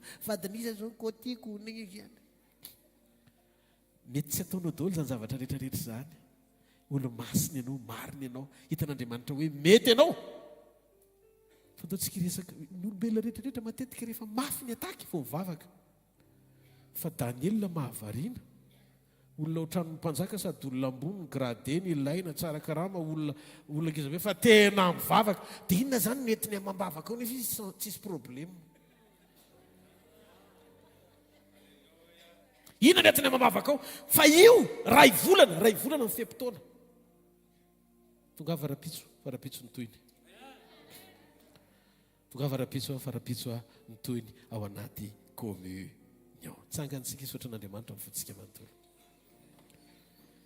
sotranao zay Andriamanitra ny amin'ny fahasoavana ny amin'ny fitahiany teny zay voarainay renay tsapanay fa ny zavatra hitra dia miara-miasa asoa zay tianao ary rehefa mety aminao zay zavatra mampitaraina ny jentilisa ka mampitomany azy ataonao mampitsika anay satria tsy mahakasika anay le izy no ny herinao sy ny fahefanao miasa ao anatinay sotra Jesosy androany ny amin'ny teny izay miasa mamakivaky eo am-ponay ananay fifandraisana aminao ataovy tanteraka ao anatin'izay rehetra miaino androany fibebahana marina asa vela Jesosy sisy ho tamiafina iazona ao anatinay ao ataovy tanteraka ny fifandraisanay aminao amin'ny ovitra sy tahotra mametraka anao eo amin'ny toerana misy anao fa Andriamanitra ianao makasitraka dada malalo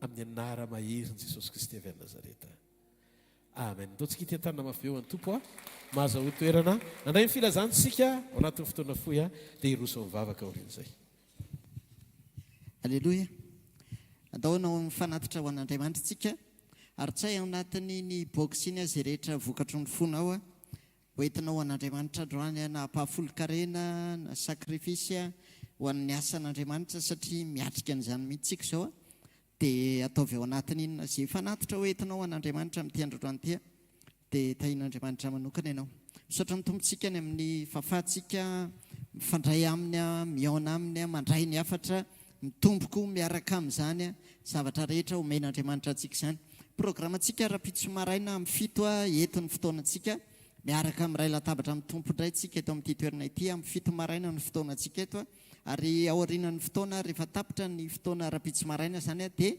ao anatin'ny fanomanana ny croisade izay ho tanterahana ny Antsirabe tsika dia ny sampana rehetra samy mamonjy ny sampana misy azy hatramin'ny club d'enfant ny tanora ny ambassador ny rehetra dia samy miomana ao anatin'izany fanatanterahana ny croisade izany rapitso maraina rehefa tapitra ny fotoana eto ny programantsika kosa ny amin'ny herinandro manaraka iny dia tahaka an'izao ny sekoly dia misy foana isan'andro raha izao ianao vao tonga eto manana fotoantsika isan'andro latsinainy talata ny alarobia etsy amin'ny sopu etsy ambany etsy ao amin'ny rihana faharoa dia amin'ny fito maraina ny fotoanao ka hatramin'ny valo sasany dia anasana tsika rehetra ihany koa zany latsinainy dia misy ny sekoly ho an'ny famahana olana ny talata sekoly ny fanasitranana ary ny alarobia sekoly ny fitahipana fanambina toetra ary ny tokatrano dia anasana tsika ireo fotoana rehetra ireo mba ahafahantsika indray mifandray amin'Andriamanitra miombona amin'ny teny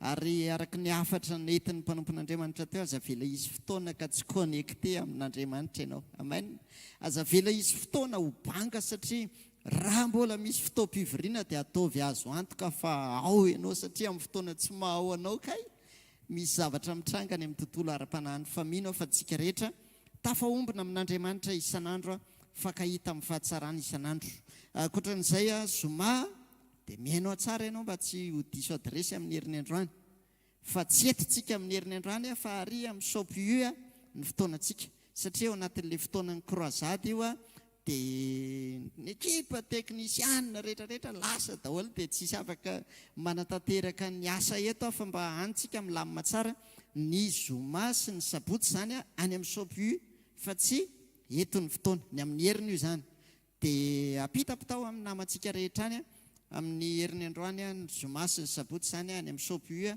ny fotoanantsika fa tsy eto amin'ny trampokon'olona analakely ary araka ny fanambarako teo amin'ny heriny androany zany dia misy croisade tanterantsika any Tsirabe zoma sy ny sabotsy ny lahady amin'ny roa ratolakandro eo amin'ny devant ny gara dia raha mety mba manana fafahana ianao afaka manenjika an'izany satria tsy dia lavitra aina Tsirabe dia anasanantsika rehetra ihany koa raha tena tsy afaka mandeha kosa ianao dia vavaka nataontsika rehetra ho amin'ny fahombiazan'izany fotoana na famonjam-panahy miaraka amin'Andriamanitra zany dia anasanantsika rehetra ihany koa tain'Andriamanitra manokana ianao ankoatran'izay aza tonoana ny miaino ny radio antsika ao amin'ny 90.8 FM isan'andro ianao afaka manaraka toriteny manaraka ireo mamerina miaino an'ireny afatra Andriamanitra izay nomeny antsika ireny dia raha makany Tsirabe ianao maheno koa an'izany onjam-peo zany makany Majunga ianao dia 90.8 any ny heninao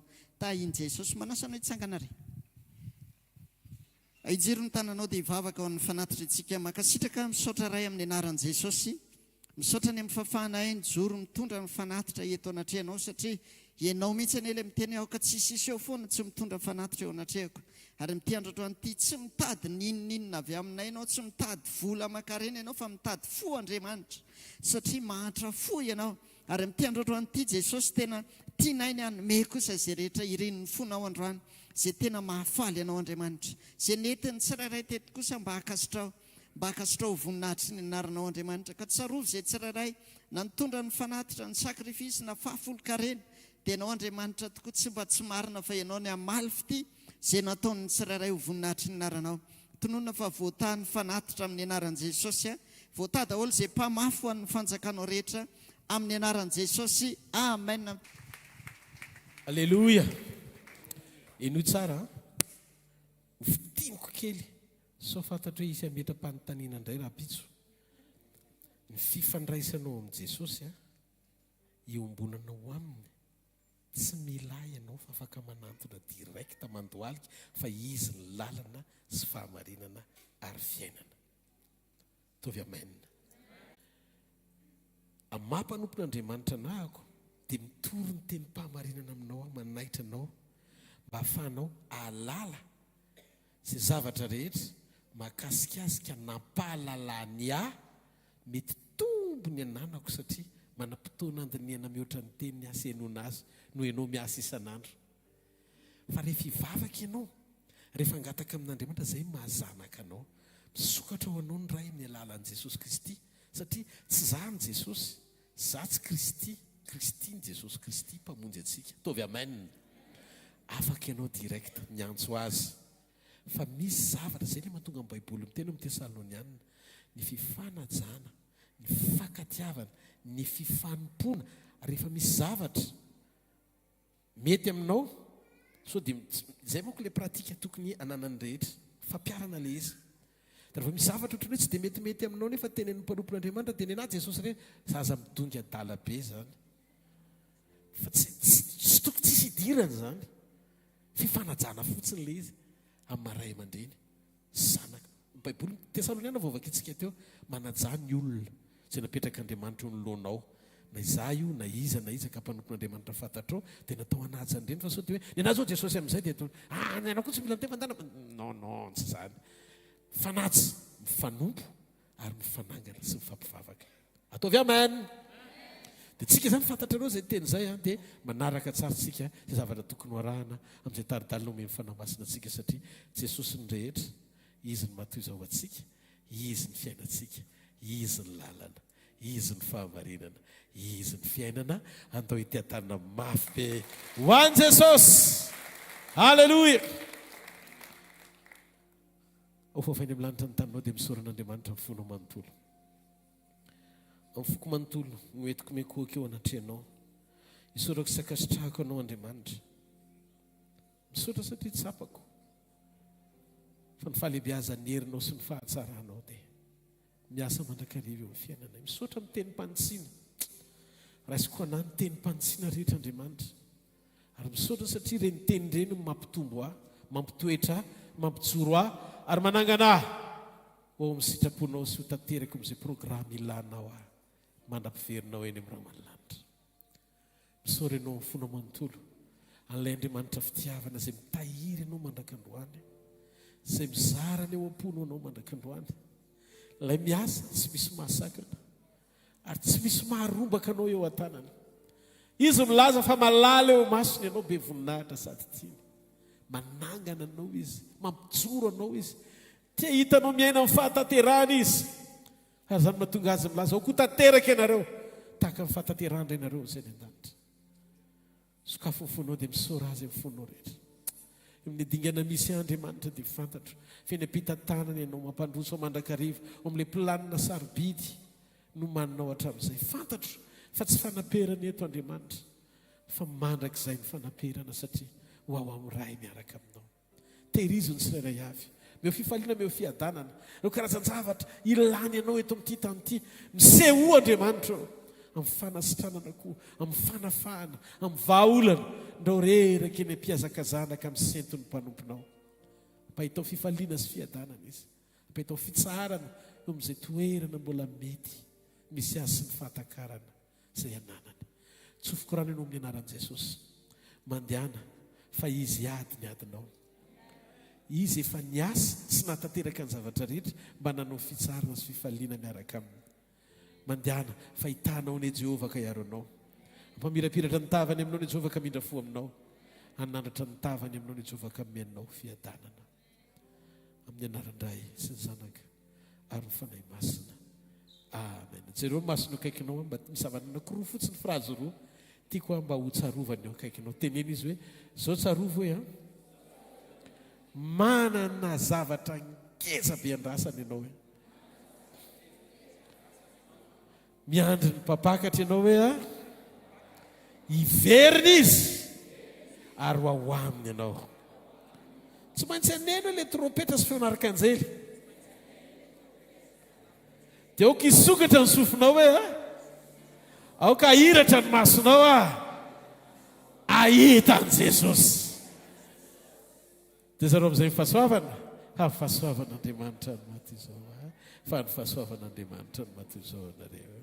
Amen. Ndao tsika ity tanana mafy.